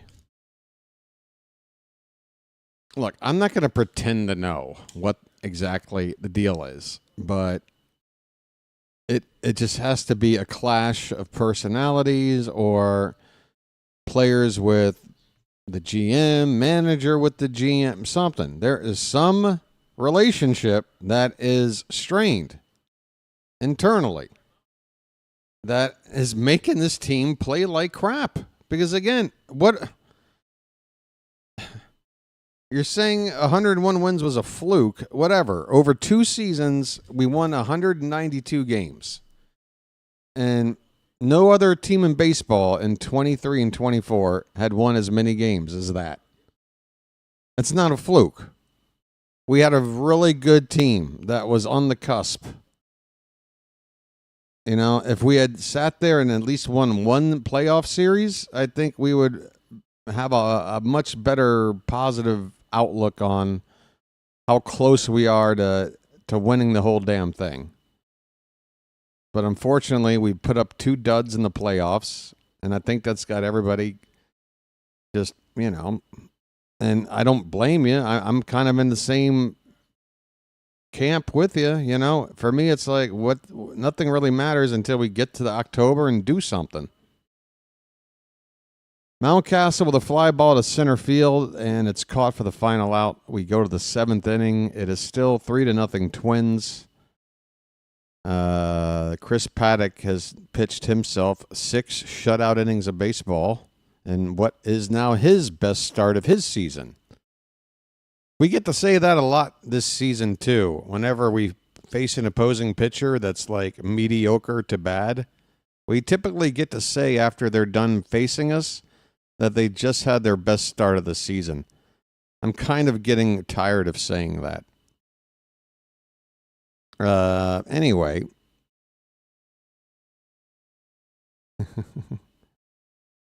Erica, we've actually just gotten a lot of people back from injury. Tyler O'Neill was out. He's back. Ramon Arias was out. He's back. Jordan Westberg looked like he would have been back this week, but he had a setback, but should be back maybe in 2 weeks now. Chase McDermott was injured. Made a couple of appearances for Chesapeake. Did not get more than 4 innings in any appearance, and we sent him up here to make a start. I still don't understand why we did it. I don't understand why we did what we did. Folks, if you weren't here at the very top of the broadcast, one of the things that has me, steam coming out of my ears is, why we bumped Cade Povich from yesterday's doubleheader when he was the scheduled starter for the rained-out game on Tuesday. So he gets an extra day to, rest and pitch the following day. I thought no harm, no foul. Good for him. But the Orioles said, no, we're going to actually give Cade Povich some additional time off. And instead of having him pitch tomorrow with an extra day of rest, we're going to have him rest more than that and call up Chase McDermott instead. Because, wouldn't you rather have Chase McDermott out there, folks, than Cade Povich? Anyway, McDermott goes out there. It doesn't go well. We lose. But here's the deal. The Orioles have the Red Sox coming up next week.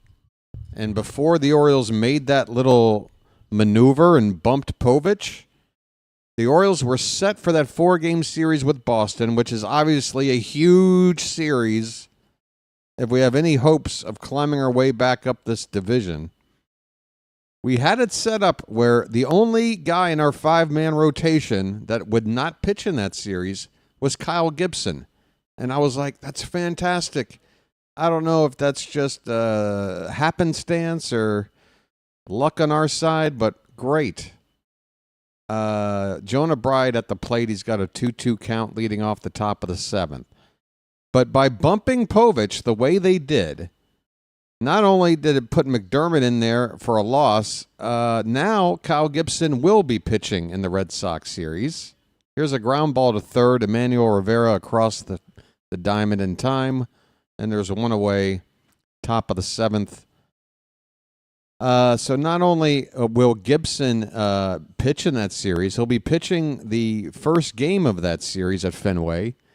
And guess which of the 4 other pitchers that was originally scheduled to pitch against the Red Sox that got bumped in order for Gibson to pitch instead? The guy on the mound right now, Tomoyuki Sugano, who, by the way, first pitch curveball strike to Castro. 1 out, nobody on, top of the 7th. Sugano pitching into the 7th inning again. So, a bonehead move, if you ask me.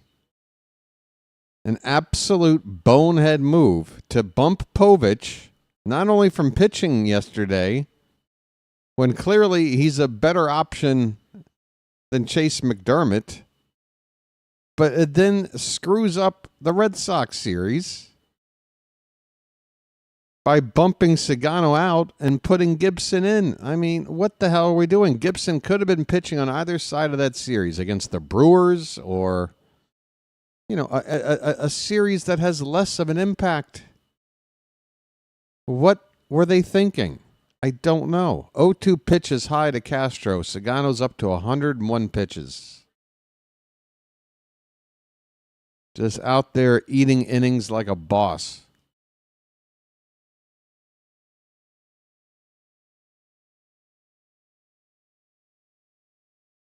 One-two hit hard in opposite field, base hit, and heading for second base. And a throw is offline, but backed up Willie Castro. But Castro is rolled over in pain, holding his right knee, maybe. And the Twins might have a third injured player in this game. Trainer is out there. Castro laying on his back after a double to left field. The shift was on. There was all kinds of room on that side of the field. This ball normally would just be a routine grounder to third, but because of the shift, it was a double. And there was no contact. Just a dive into second base. And Castro must have caught something. Because, again, all of that was his own doing. Just diving in. Nobody made contact. He is sprawled out on his back still. Jeez Louise. Now they get him up, bent over a little bit. Folks, how you doing? What a fun game this has been to call. The Orioles have been shut out. The Twins are getting injured all over the place. The fan base is either given up or just ready to, have a purge or something. I don't know. There is only one button that can sum up all of this, right?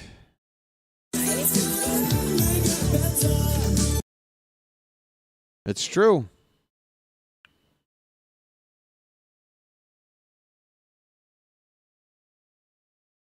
All I can say is that I'm pretty sure, some of you are probably going to crucify me for this, but I'm pretty sure it's not going to get much worse for Baltimore than it is right now. I'm pretty sure this is rock bottom.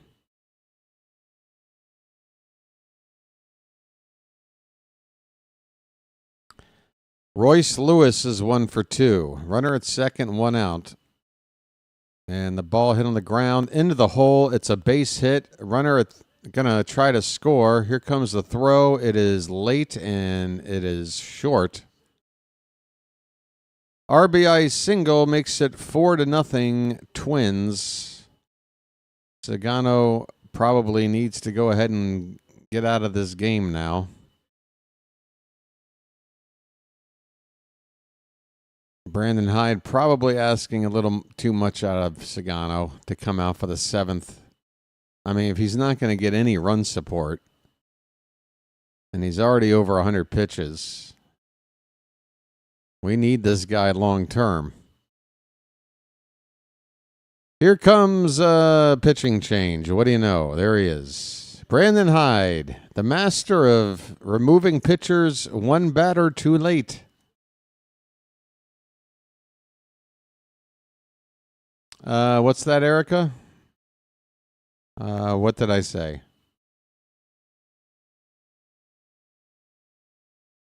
What have I said? I at least need to know. Oh, right. It can't get worse. No, I did quantify it though, didn't I? I did say I believe, or I'm pretty sure, or I have a level of some uncertainty. Something. There was a disclaimer in there, Erica, and you know it. It wasn't a hard, fast, bottom line. I believe we will... Erica, you got any ideas? Let's start there, because honestly, what they're doing right now to this team, I'm willing to field ideas from anybody and listen. Erica doesn't know. Well, I got some ideas. I can tell you that. I got a couple. Yeah, it's just this team has got too much talent to be looking like this. This is an organizational FUBAR situation. Organizational. I can't blame all the players for this. I can't. Look, is Tyler O'Neill maybe not the guy we paid him to be? Probably. Morton obviously was an absolute disaster. So, you can talk about, some of the guys we picked up in the offseason not working out, but, the vast majority of this team has been here and has been here for those 101 win season, 91 win seasons. What happened to them? Sugano Perez is on the pitch. He's got a 1-1 count on Cody Clemens with a runner at first, a 1 down in the top of the 7th. Check swing on the 1-1, and the home plate umpire rules he went around.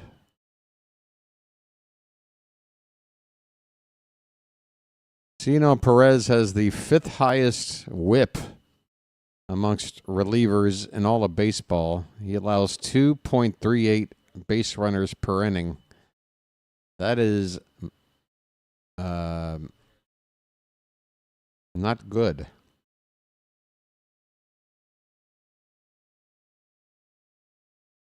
Pitch a little bit low, a little bit outside. The count is 2-2 on Clemens.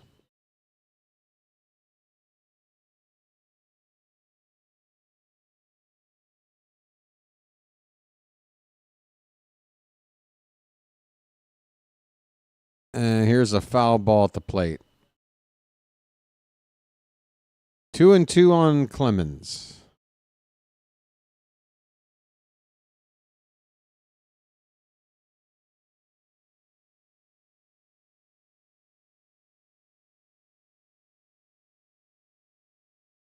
I just wish I was a fly on the wall in the clubhouse somewhere late June, early July last year to witness what was going on in there.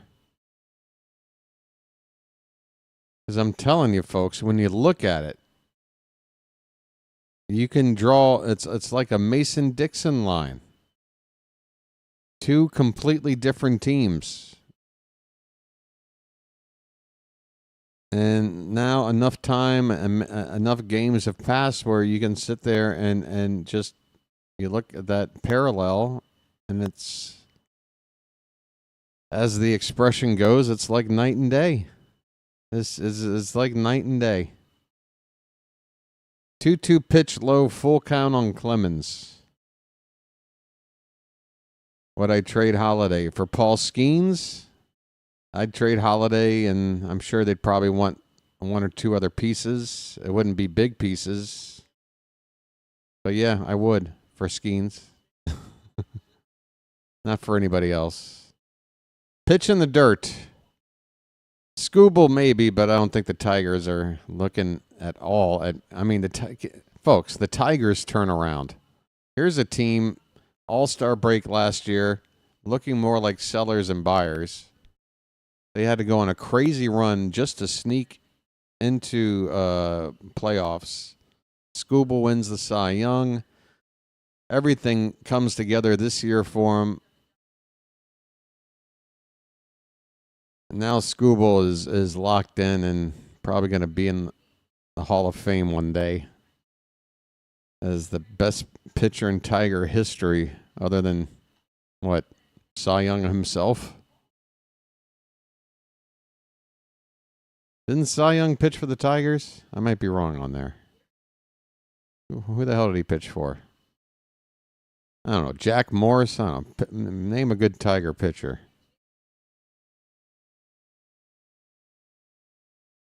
Here's an 0-1 on Kersey Jr.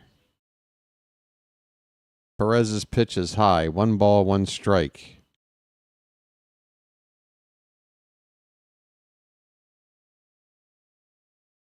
Holiday, Mayo for Holiday, Mayo, and a draft pick for Skeens.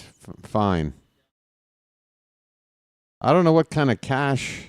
Usually the cash, when it's a trade, it's to pay off the contract of somebody, and there's no money to pay off for Skeens because he's making, like second-year arbitration money. He's not, his salary is nothing. It's peanuts. Just cut a check for $20 million. Here you go. Holiday, Mayo, and a pick. I'd do it. I'd do it in a heartbeat. Fly ball to right field.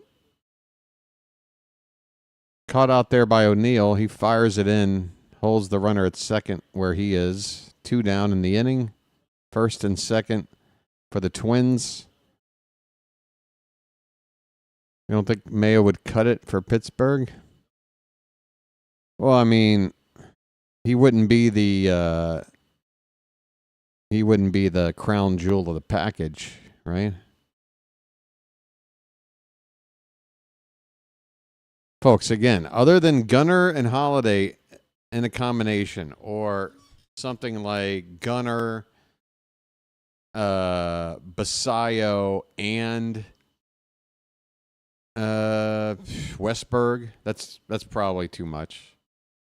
But like other than that, pretty much, you give me a combination of 3 names, and if it's Gunnar, then it's going to be like prospects. It's not going to be Gunnar, and for me, it'd be like a Gunnar, a Bradfield Jr., and like a pick,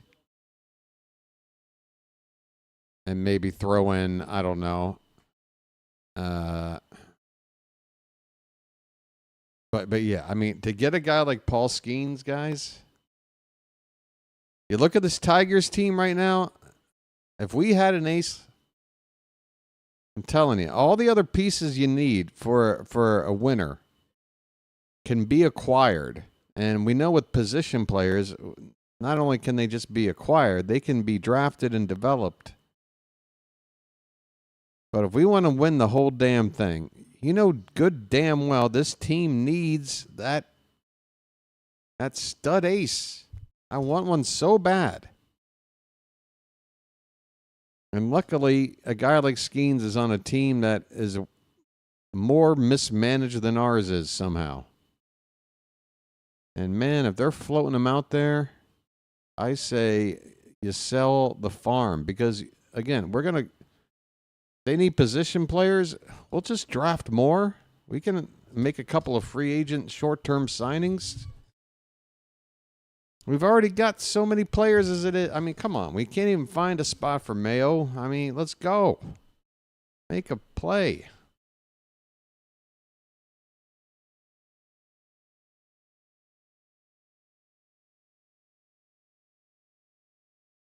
And that's the deal. If we somehow magically could pull off a trade for Skeens, part of the trade would have to be, here's a swing and a miss. Perez gets a strikeout and the inning is over.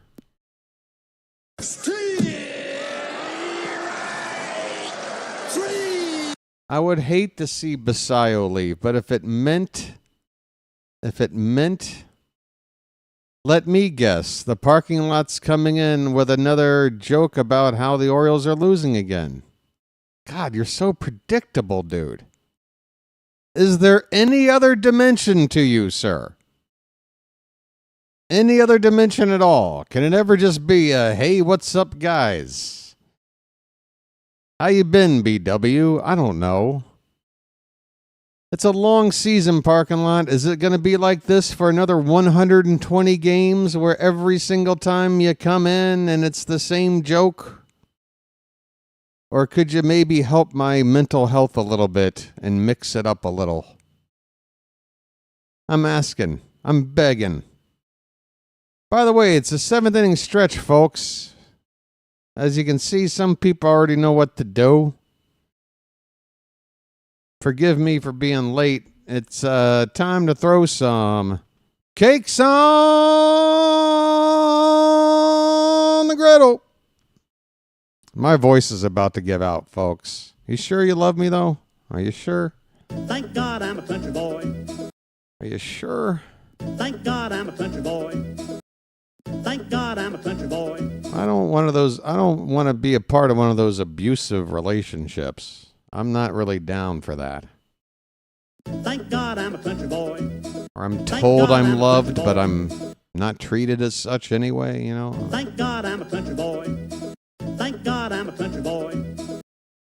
So can we just skip all that and...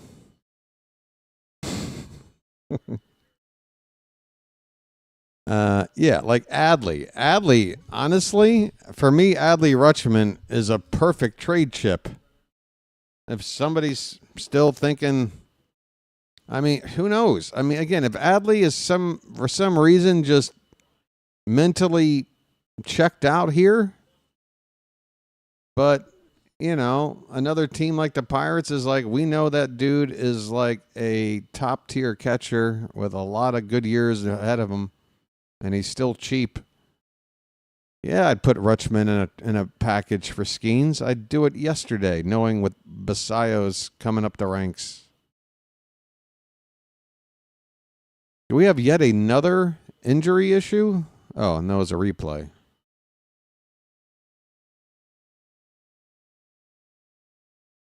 Oh, that ball hit Paddack. Gunner's been retired on a pitch, grounded back to Paddack. Folks, I'm really having a tough time even following the game. Yeah, parking lot, if you were around for the previous 45 minutes or so, we've been talking, I say we. I've been monologuing a lot about how long the struggle has been for Adley and for the whole team in general. And how, yeah, it's not just a slow start to this season. The start to this season is just putting more emphasis on how the second half of last year wasn't an aberration. That was some sort of seismic shift.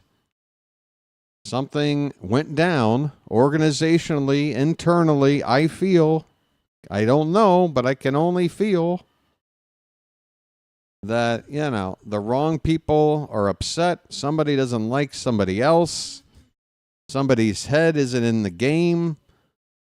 Somebody's trying to tank for somebody. I don't know. But it's happening. It cannot be explained for me. 3-1 to Rutschman, by the way. Sorry. 1 out. I'm doing a terrible job calling the game tonight, folks. Sorry. Pitch is hit on the ground to first, and Rutschman will be retired for the 2nd out.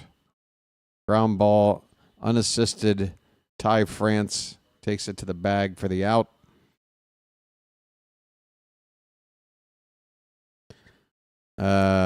Yeah.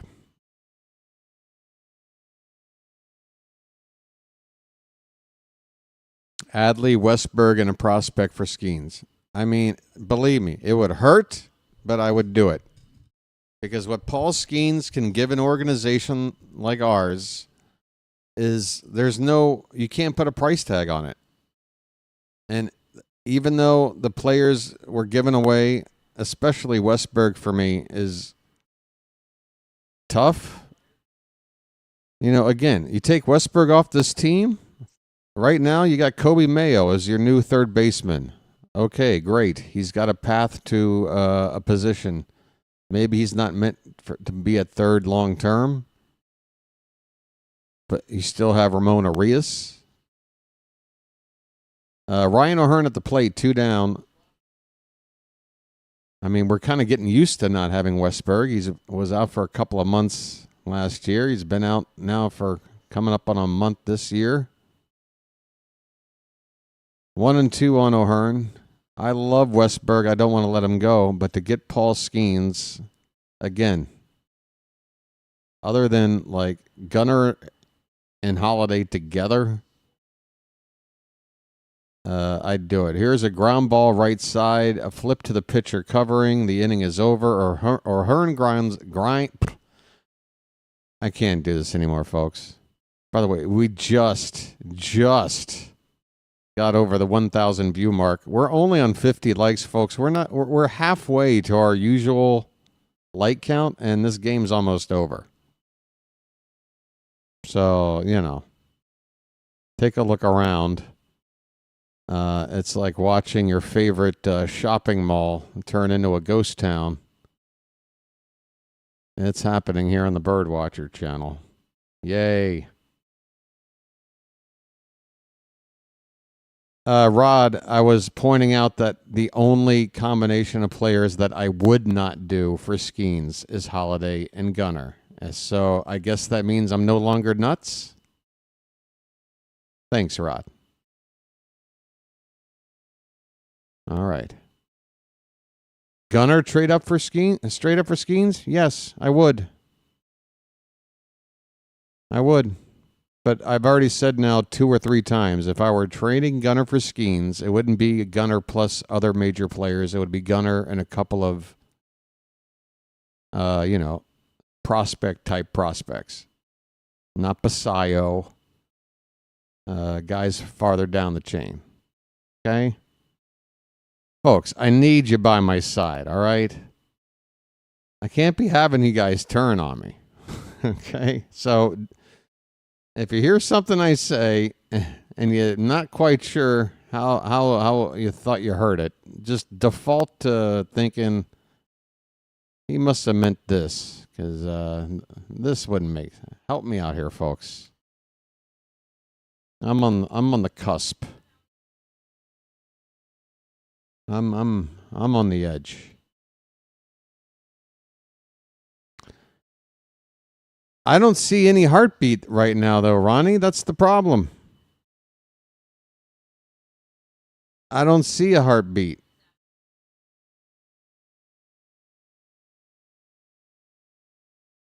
Santander had a heartbeat, I can tell you that. I'm missing his heartbeat more than his stats.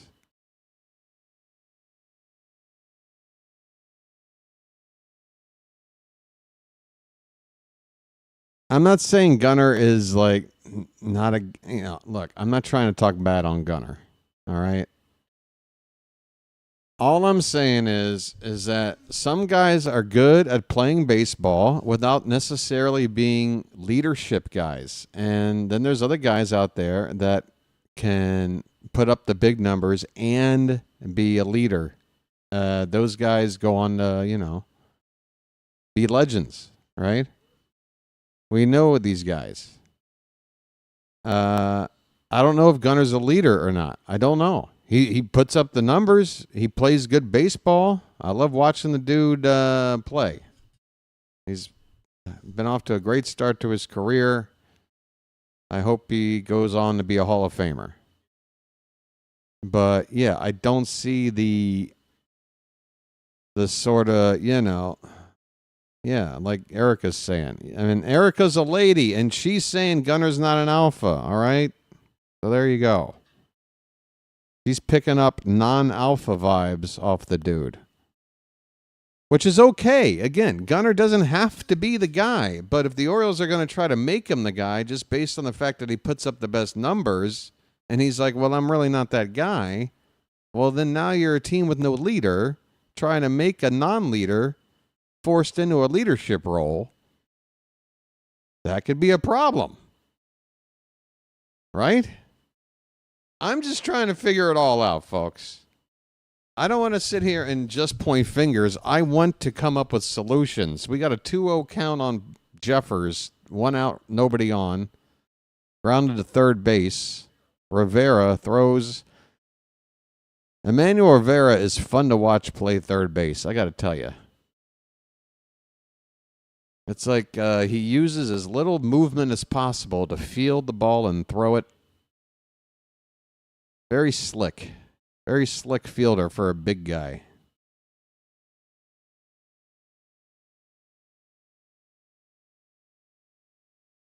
There's 2 down in the top of the 8th for Brooks Lee. He is 0 for 3. Perez trying to get through the 8th inning here. Swing and a miss, 1-1.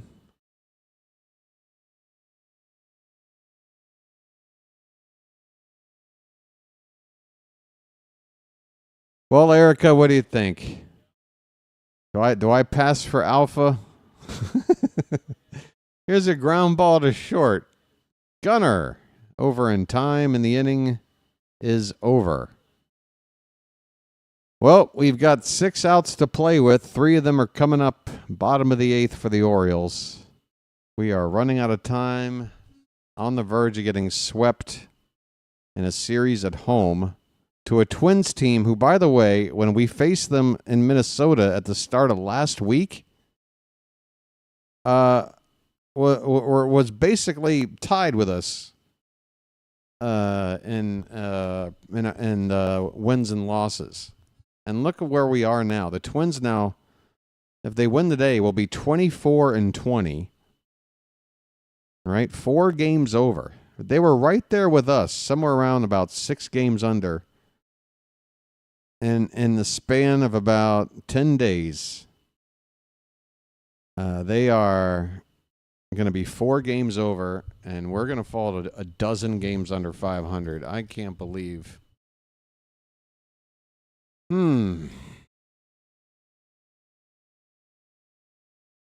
But yeah, if you ask me, the team needs a person in there that has got the mentality, the charisma. Yeah, something. And it doesn't always have to be this, overly, outward. Some people would lead quietly. You have quiet leaders out there.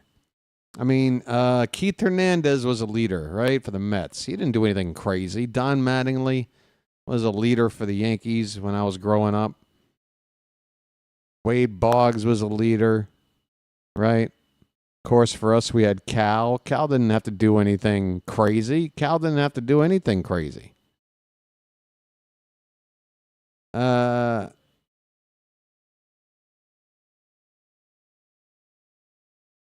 Yeah, Eddie Murray. There you go. But again, I don't know if Eddie Murray was a team. I think Murray was happy to kind of not play that role and just. I think Eddie Murray is kind of more of a comp to Gunnar Henderson. I think Gunnar Henderson kind of might be the modern Eddie Murray. He might be better off just, leave me alone. I want to just play ball kind of a guy.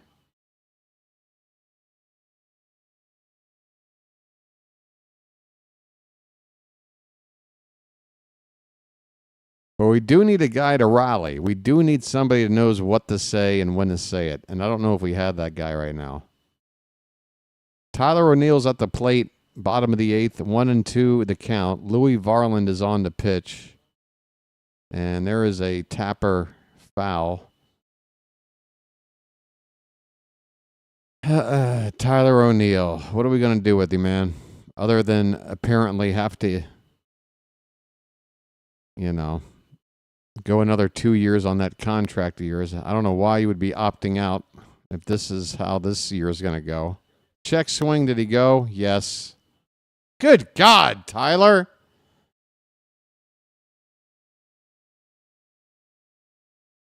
God, that pisses me off. Look, I know things are, it's stuff like this. It's stuff like this that just makes me mad as a fan. Like, come on.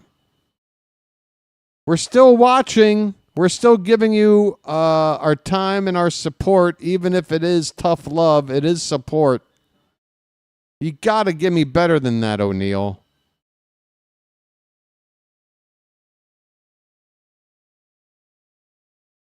That was such a I don't give a damn if I strike out or not, feeble-ass check swing.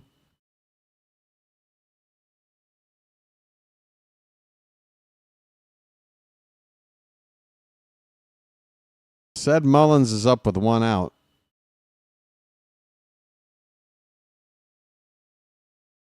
I don't want to be critical, but man, oh man. See, this is what happens. You get into like this death spiral. You just wanna throw everybody under the bus. I get it. Mullins lines one hard into the corner. That's a base hit. And it's misplayed out there, but Mullins will only stop at second. He's not going to pull a Mountcastle and get thrown out at third. It's a double for Mullins. Boy, do these buttons still work? Splish, splash, I was taking a bath.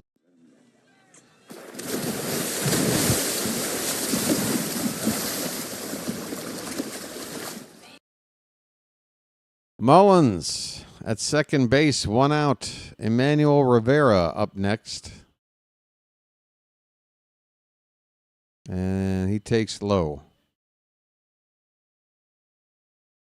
Randall's exactly right. When a team is convinced they will lose, they will subconsciously find a way to make it happen. I absolutely think that's 100% true. It's a culture of losing. And when you get that disease, somebody's got to come in and cut the tumor off. We've got this tumor. It's grown to a size now where we can stand here and identify it. We don't even need a magnifying glass. You just like turn around. Oh, yeah, right there. That tumor right there. Yeah, oh, yeah, you should get that lanced. You should get that taken off. But they're not removing whatever the tumor is, they're not removing it. That's the problem. They're just like, we'll just keep working with this tumor we got. How?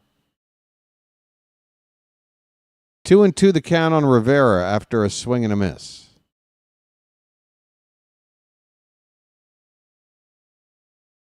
He's not a tumor. Oh, my bad.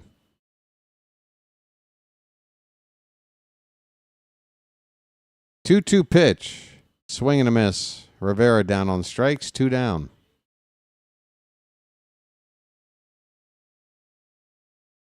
That was a 90-mile-an-hour curveball? A 90-mile-an-hour curve?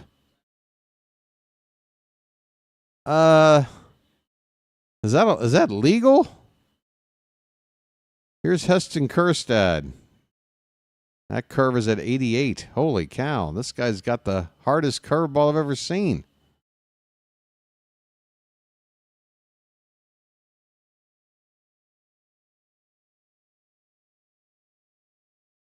Oh and 1 on Silent J. He's 0 for 2. Swing and a miss. 0 and 2.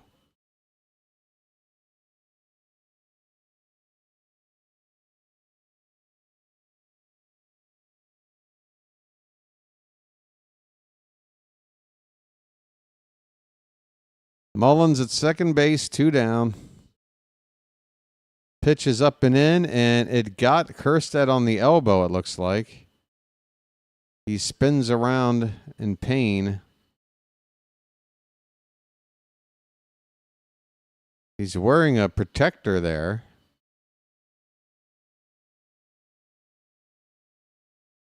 A lot of injuries today. Yep, right in on that elbow guard.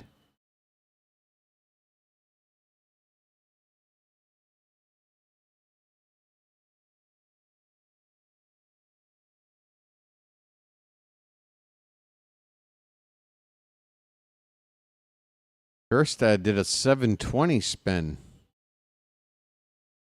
I need a lucky. I need one more lucky to get through this. Holy cow, we got another injury timeout. Folks, like and subscribe or something.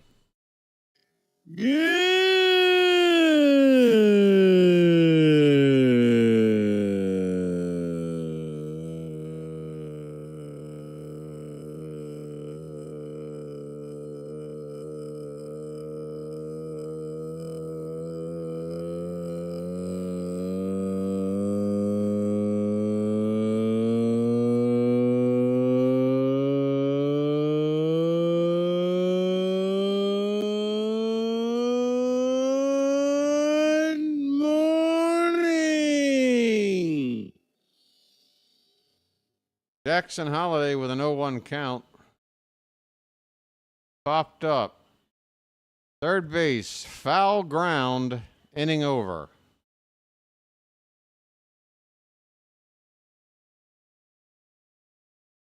This is great iced tea. This is great iced tea.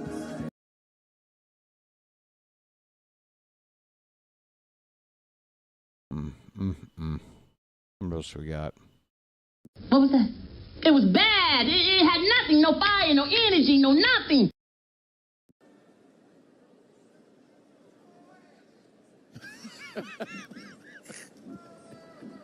Don't worry about it, buddy. Nobody saw it. Nobody saw it. A few moments later. Ground ball. Oh, here we go. Redemption.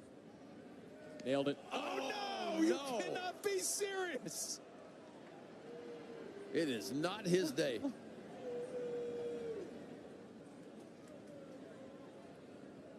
fooled me once. Shame on you. Look, he was going to snap this one. Look, he was going to snap it. He just missed it. Yeah, I'm all right. Stay hot.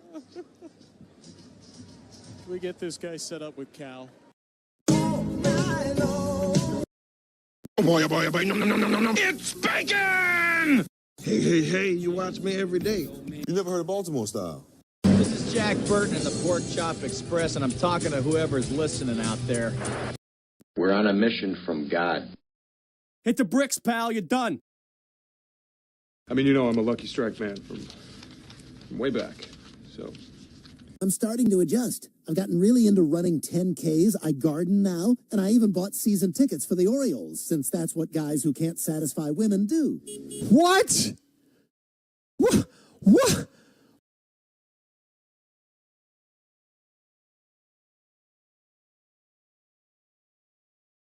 All right.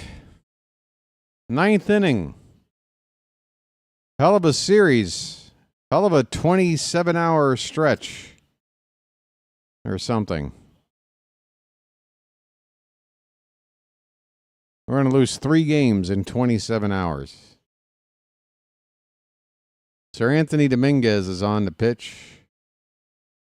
First pitch is low to Jonah Bride for ball 1. Bride 1 for 2 since coming on as a replacement for an injured player. Inside 2-0.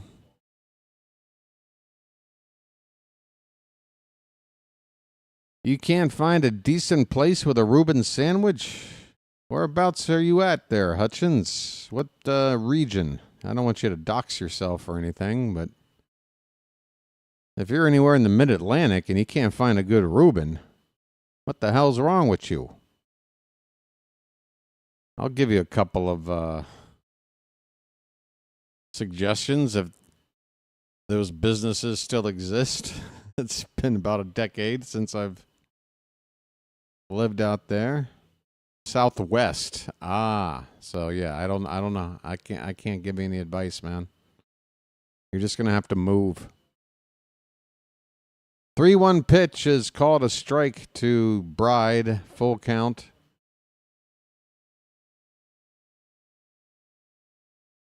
Hey, Patrick, come on now. Dude wants a professionally assembled Reuben. Anytime I make my own version of anything, it's always crappier than the one I could have bought from somewhere else. I could understand if we're talking peanut butter and jelly. But if we're talking like with the sauerkraut and you got the, what are we talking about? What kind of cheese you put? You normally put what do we put on there? Leadoff man's on. Castro looks at a pitch high for ball 1. Good Lord. So Jonah Bride reaches on a walk. Dominguez, a free pass to the first batter he faces, not a good sign. And he's fallen behind 2-0 on Castro. Swiss, of course. Yes. Hey, we got a Tiger fan here. You appreciate the Oriole broadcasts. What is the Orioles tumor? I'm sitting here trying to work it out like House. This ball's hit in the right field. It's a base hit. It's a walk and a hit given up by Dominguez to begin the 9th. 2 men on for the Twins. They're looking to put this one even further out of reach. Early 2023, being jealous of the Orioles' rebuild versus the Tigers' rebuild. Well, Jinxie, if you were here maybe 20 minutes ago, I was just comparing how you guys are looking a lot like we were in 2023 and how having that ace Scooble, and, with a little bit of patience with a guy like Torkelson, with a guy like Baez, sort of having a renaissance to his career, all those pieces you got are all falling into place all at the same time, and that's what happens when all those pieces you worked on putting together are all clicking. We had that a couple of years ago, and we screwed it up. And now we're trying to figure out what the tumor is.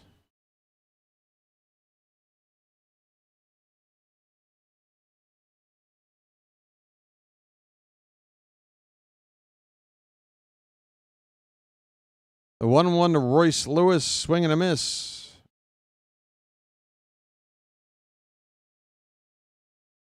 Lewis is 2 for 3 today.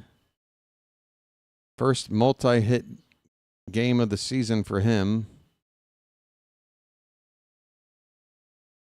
That pitch is low and away. 2-2 the count.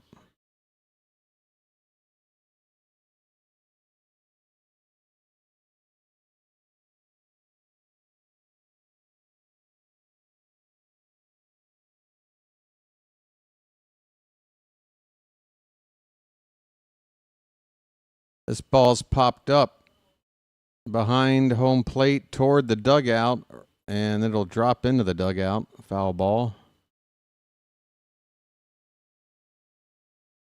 Ooh, it got hot in here. I opened up the back screen door to let the smoke filter out, and it must be humid out there because 5 minutes of that door open and I am sweating like a pig over here. Wow.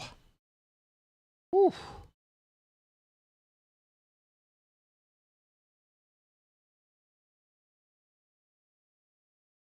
Ugh. 2 balls, 2 strikes, 2 on, nobody out, top of the 9th, 4-0 Twins.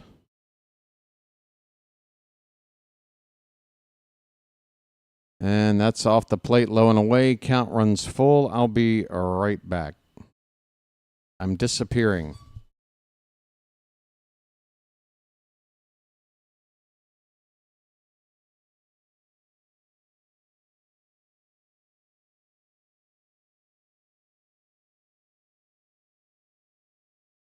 Foul ball on what probably would have been ball 4.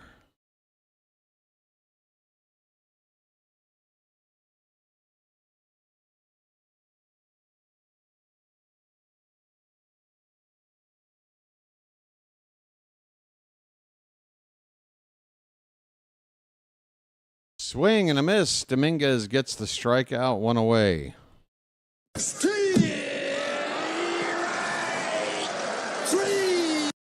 Well, y'all come back now, you hear? Holy cow. It's like 30 degrees warmer in my room than it was 10 minutes ago. Good grief. I might have to Jeffrey Tubin the rest of this thing. Cody Clemens coming up.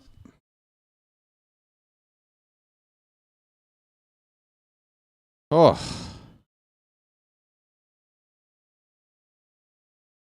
Pitch in the dirt for ball 1.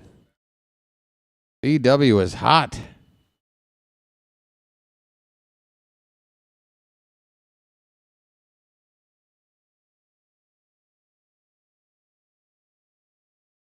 Up. My game just froze. Why not? I can't believe I'm about to... What a terrible... God. Give me a 9th inning comeback, please. My game's frozen. Hold on. If we don't come back and win this game in the 9th, it's got to be the worst 27 hours of baseball I've ever seen. 3 losses... ending in a shutout loss, all to the Twins at home. I can't. I can't deal with it.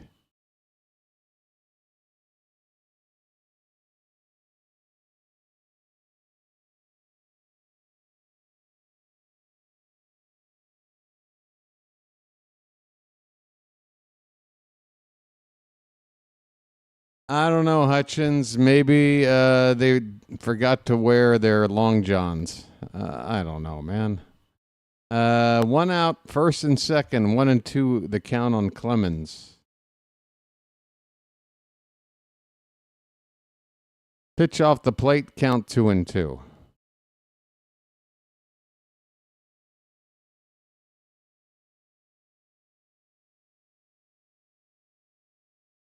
I don't know. I don't even know the name of the internet provider out here. I live in Thailand, man. It's the building's internet. Swing and a miss. Strikeout.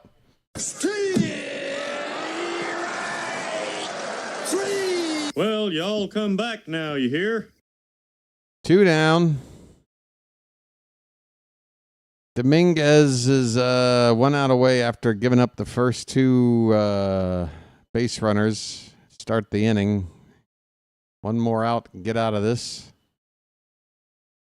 Swing and a miss. Fastball top of the zone at 98. Kersey at the plate, 1 for 3 with that home run.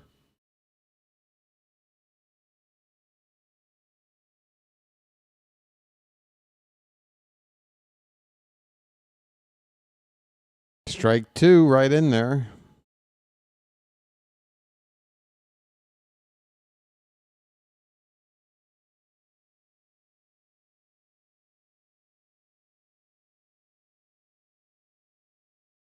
I hope you're right, Steve. It's just, you know,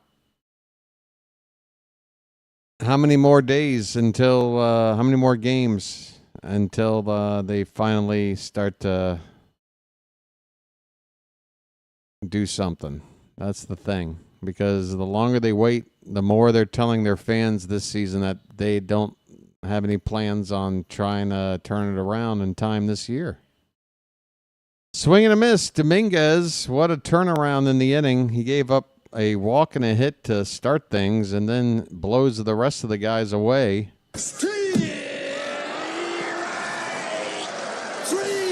Well, y'all come back now, you hear? Bottom of the 9th coming up.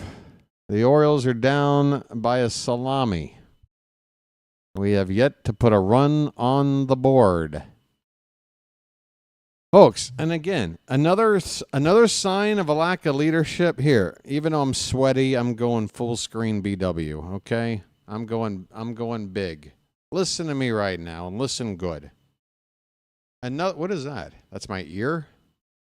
Oh, I don't know what that is. Listen, okay? A 10 hut. Here's another sign that there's no leadership, and that's the number one problem with this team.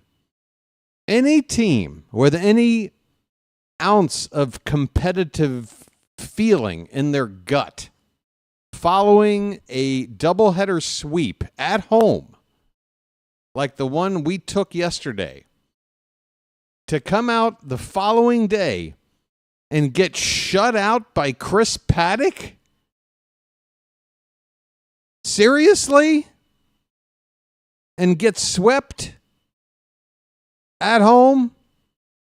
You mean to tell me that isn't a sign that it's something beyond mechanics at the plate or some other BS?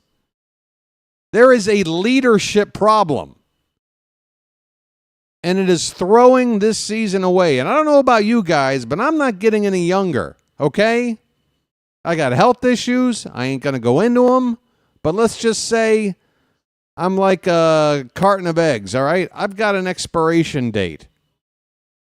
You know, I don't expect this team to win the next 10 World Series. But what I do expect is for them to try their best. Because for people like me that have been waiting 40-something years, we don't know how much time we got left. Every season counts. I don't want to spend another 120 games watching a product that I know doesn't even have a chance to compete. Do something. That's what the fans deserve. Think about those people. They are out there, older than me. Okay? They have been waiting. We got a window here, and you're screwing it up. Bottom of the 9th, coming up. Ryan Mountcastle at the plate. He takes outside ball 1. Jarren Duran is on in a non-save situation. He is the closer. He's already gotten 3 saves against us this year since the last Tuesday. 3 saves. against us. I mean, look at that. Dingleberry was too young to know what it was like for this team to win. Hutchins was too young to know what it was like for this team to win. And here we are, middle-aged, if not older. Hair going gray. Wrinkles forming. Right? You know, all these little medical ailments just piling one on top of the other as we get older. Just waiting. So when I see a team that's kind of checking out,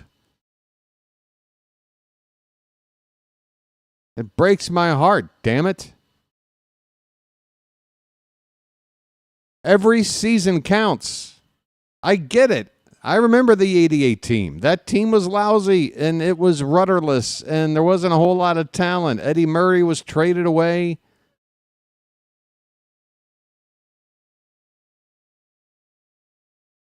Here's a fly ball by Mountcastle out to right field, 1 down. All right, and I've seen other teams, like the late 2010 teams up until 2020 or whatever. Like, those teams were bad. We've got stars on this team.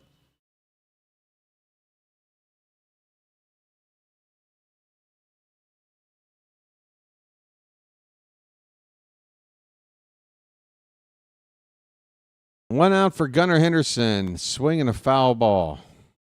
Gunner's 0 for 3. Look at Ronnie. Ronnie was born a year after. Ronnie has not been alive for a pennant. Not just the World Series, but a pennant. And here he is, an Oriole fan, now in his 40s, just waiting. Tuning in to my little rinky-dink YouTube channel because that's how big of an Oriole fan he is. Ronnie, I love you, buddy. I hope to hell you can feel the pride and the glory of a winning team before all's said and done like I do. Here's a ground ball, right side, 2 down. 2 down in the 9th.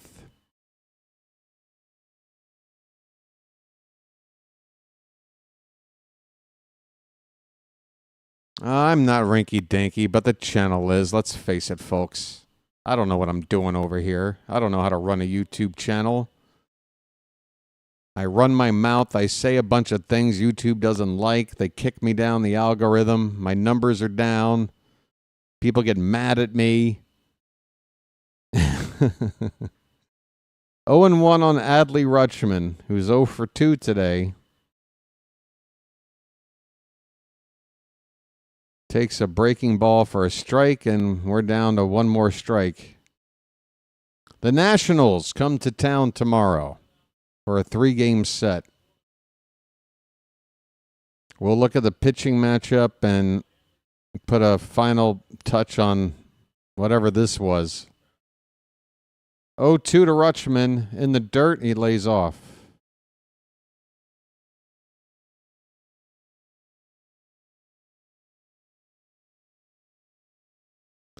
What sucks is I'm watching the Twins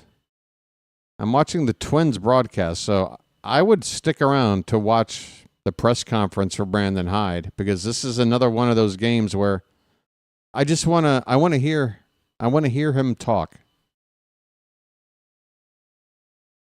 and give another like non-response in terms of the overall big picture. What the hell is going on with this team question? 2-2 on Rutschman, 2 down in the 9th.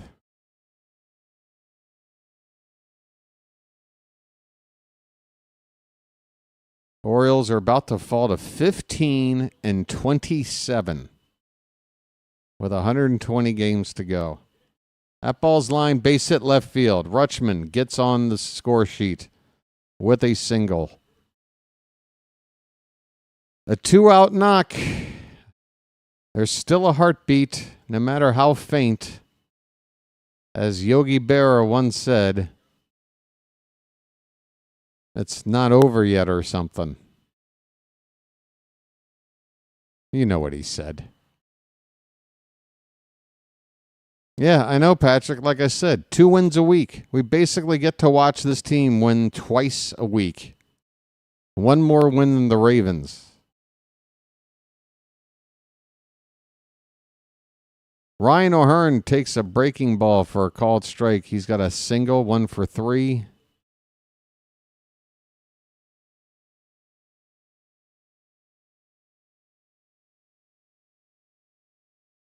Takes one low, 1 ball, 1 strike.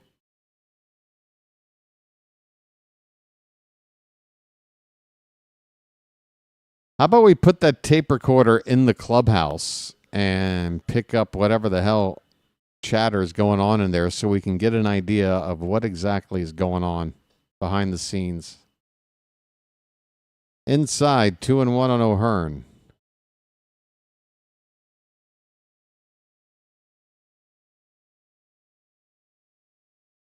Patrick's calling it. Patrick says, but by the time the Nats series is over, Hyde is fired. 2-1 on O'Hearn. In there for a strike, and once again, the Orioles have 1 strike left. They need 2 more base runners to have a chance. And it's a whole lot to ask with the Twins closer out there on the mound. Here comes the 2-2.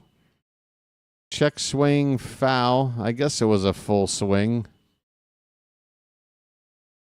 Protective swing.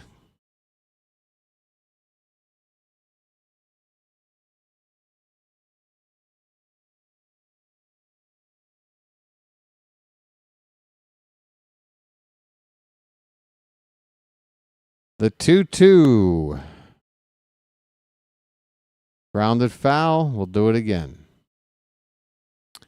Credit to all the fans still in the park. They have not had anything to cheer about today other than a really nice diving catch by Ced Mullins. That was about it.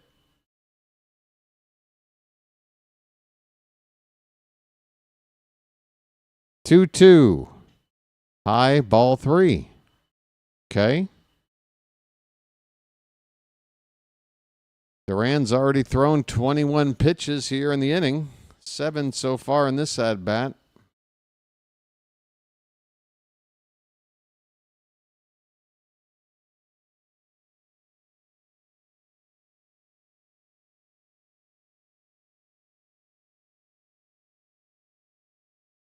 Payoff pitch. Here it is.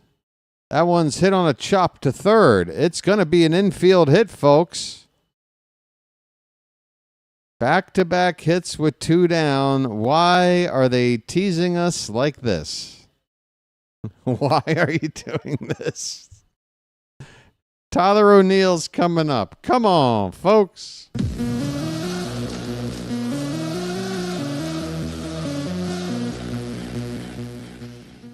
This is like a saw trap, I'm telling you. This is like some psychological torture going on.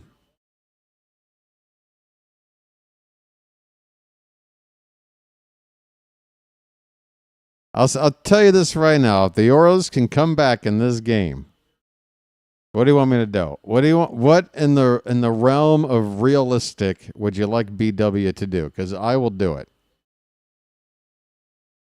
I will do something drastic. You want me to shave my eyebrows? Done. Done. BW shaves his eyebrows if we win this. I will look like a maniac.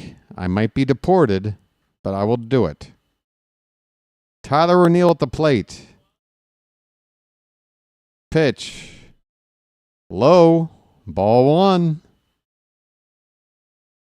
1 step closer to no eyebrows.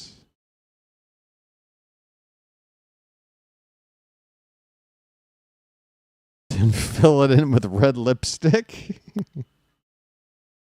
Swing and a miss. 1 ball, 1 strike.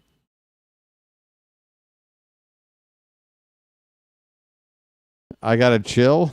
All right. I'm sorry. I am freaking out right now. Let me check my pulse. Okay. 1-1 pitch. Swing and a miss. And for the third straight batter, we're down to 1 strike. Ced Mullins, who would be the tying run, is on deck. Can O'Neill make contact? Low, 2-2. Oh, this is how we chew. Oh, this is how we chew. The 2-2. Called strike 3, and that's the ball game. The Orioles are swept. They lose 3 games in the span of about 27 hours. O'Neill just takes a called strike 3. The Twins, meanwhile, have won 11 straight games. Again, folks, when these two teams met each other at the start of last week, we were basically within a game of each other. And now look. The Twins moved to 4 games over, and we are now 12 games under.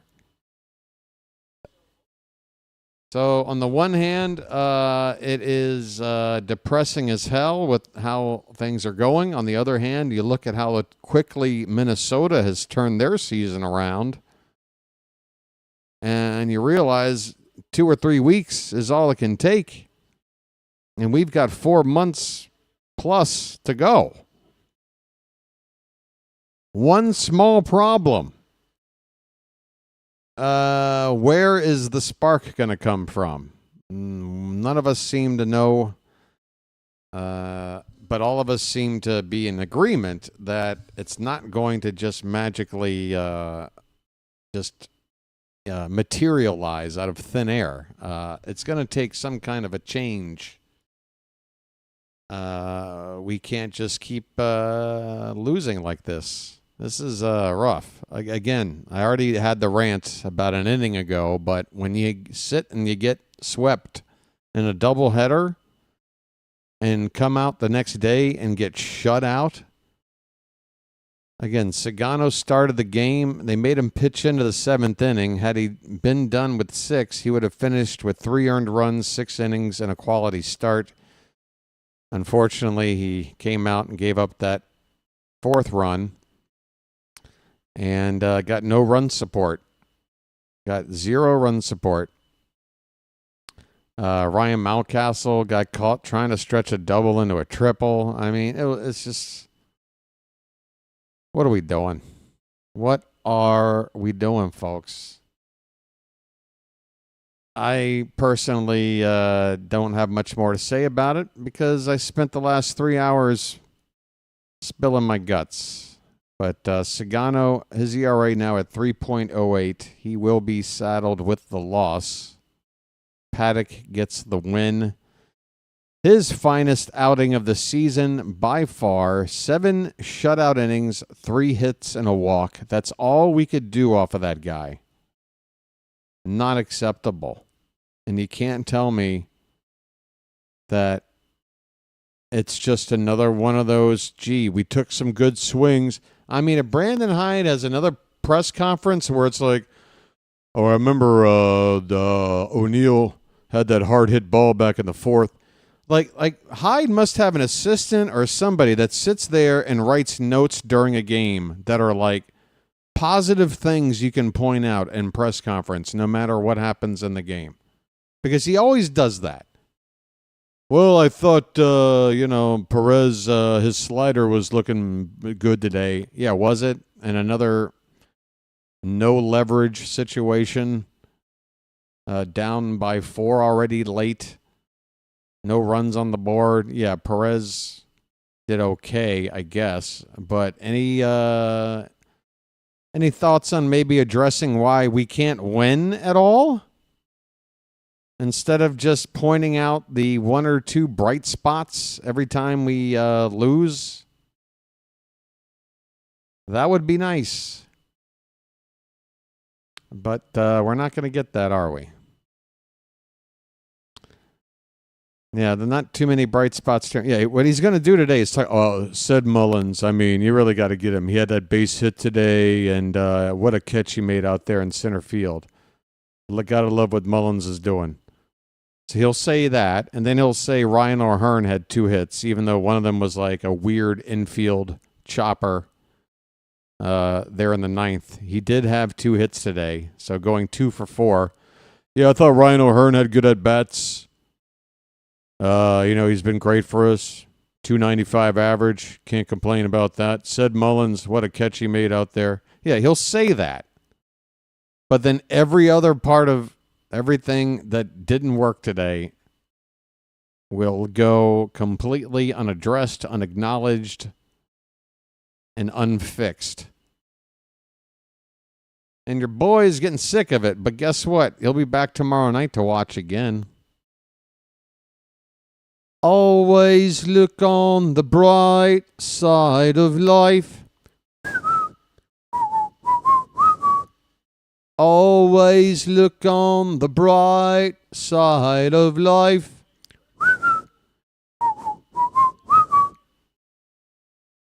Life's a piece of shit when you look at it.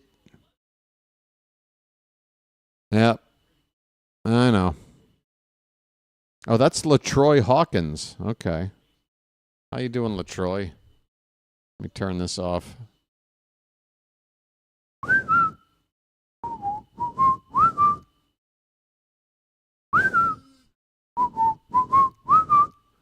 I mean, put me on a crucifix right now. Honestly. Or take me to a stoning. All right, who threw that? I was merely saying that halibut was good enough for Jehovah. Are there any women here today? Right, who threw that? No one is to stone anyone until I blow this whistle. Even if, and I want to be abundantly clear, even if they do say Jehovah. Sorry. Yeah, a little Life of Brian probably would cheer me up right now. You know? Hey, what's your favorite Life of Brian gag? Christ. All right. Apart from irrigation, wine, the roads, education, public health and order, and about 27 other things, what have the Romans ever done for us? Oh, Frank, that's Holy Grail. That's Holy Grail, not Life of Brian. But I'll take it anyway. We'll take it. It's only a flesh wound. Honestly, we should send up a no-arm, no-legged guy to the plate. See what he can do. Give him a torpedo bat. Unbelievable, man. What is going on here? How do you not have a response? Hello? Is this thing on? Oh. I hope so. Almost fell to the floor. I was on a roll. Damn it. Speaking of on a roll, when are we going to get Mayo back? Sorry. Hey, folks, I'm still on the air right now because I'm just trying to process grief. This is how I process grief. I just continue with the broadcast until I look up and see viewers watching number 2. And then I'll be like, oh, yeah, I better Wiffle ball. What? Huh? Oh, my God, folks. 12 games under 500. And it is just 42 games. Unbelievable. We're going to lose 100 games if something doesn't change. That's the deal. That's a fact. That's the pace.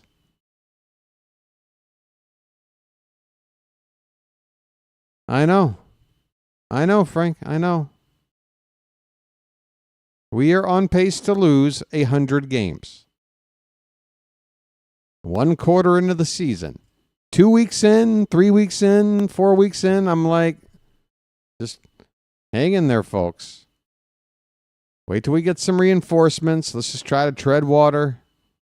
But obviously, between the lack of a necessary trade to boost the rotation and kick one of Gibson or Morton off the team, or leadership change, personnel, management, front office, whatever, till something happens here, how are they expecting this to improve?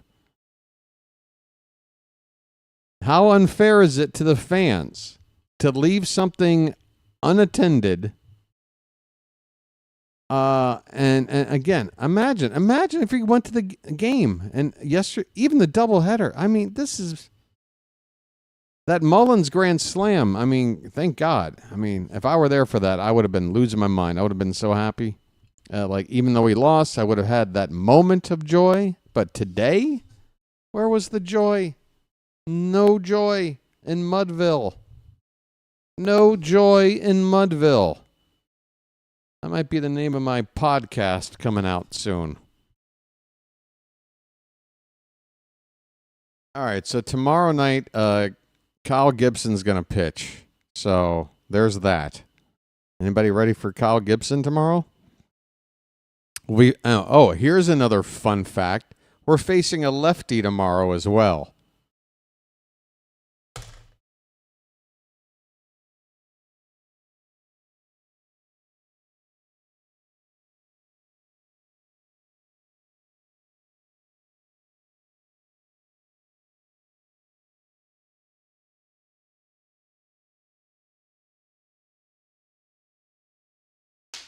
Tell me why we're going to win. We can't beat a lefty, and Gibson is pitching. Why do we win tomorrow? Why do we win tomorrow?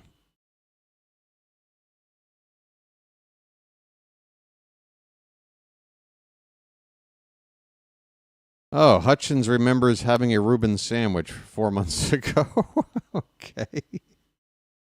I'm happy you've had that moment of clarity. I wish I had something. How about we just hire a Reuben sandwich to run the team? Hey, I know a guy who knows a lot about baseball. His name's Reuben. Yeah? Reuben who? Sandwich. Yep. He's got quite the track record. All right, so tomorrow, it's like we're jumping for Joy Behar. That is a pun that not only do I not quite understand. A Joy Behar pun? Does it really come to this, folks? Is this where we're at?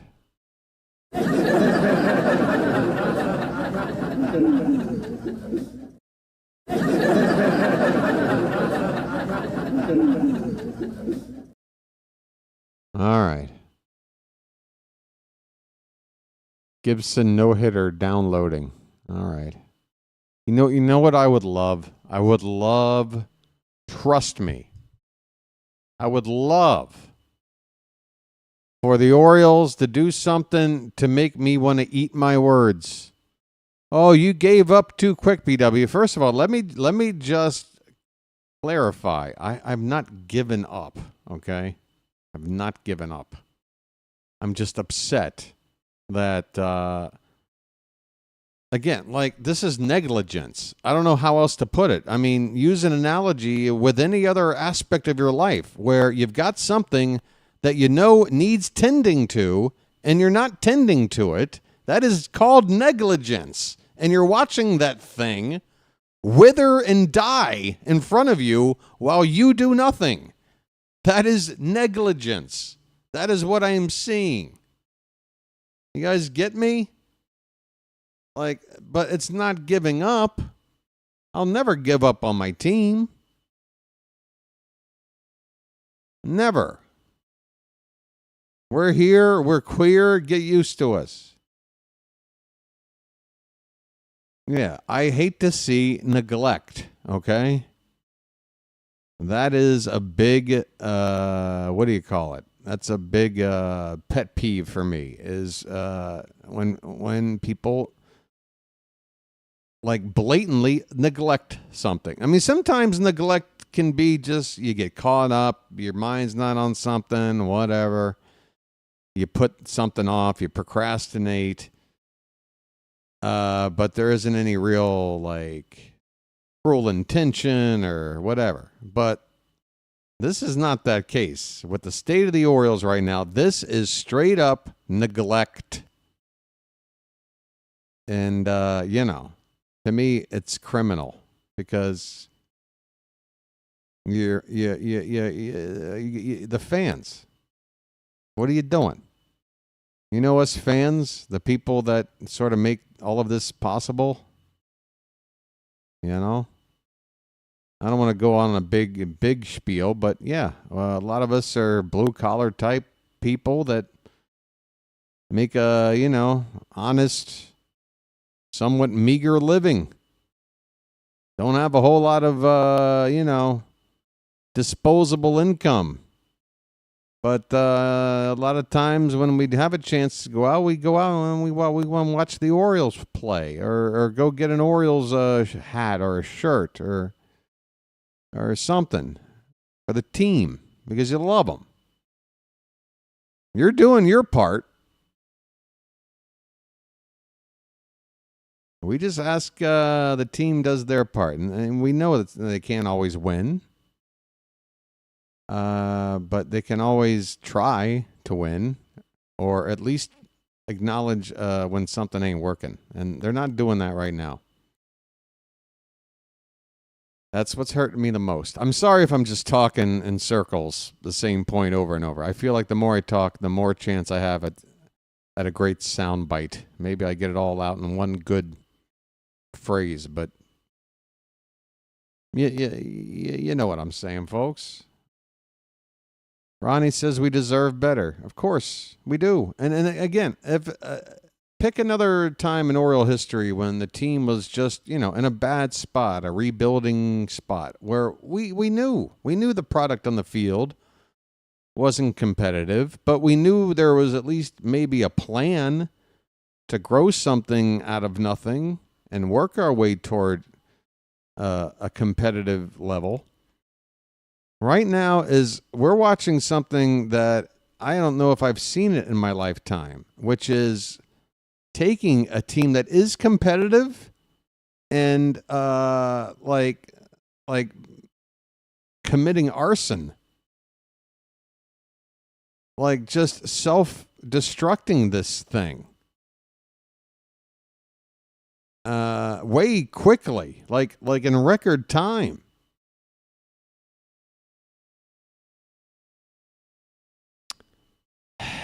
Anyway, I've spilled all the guts I got left. I'm gonna go pass out. It's only 2:40 a.m. And yeah, I'm gonna get some sleep, wake up, and try and have a good day tomorrow. Try to clear my thoughts. Got the Nationals coming up tomorrow night. Hope to see you guys back here. It's always a pleasure to do this for you guys, even if the times aren't so pleasurable. Let me see if there's anybody else on right now.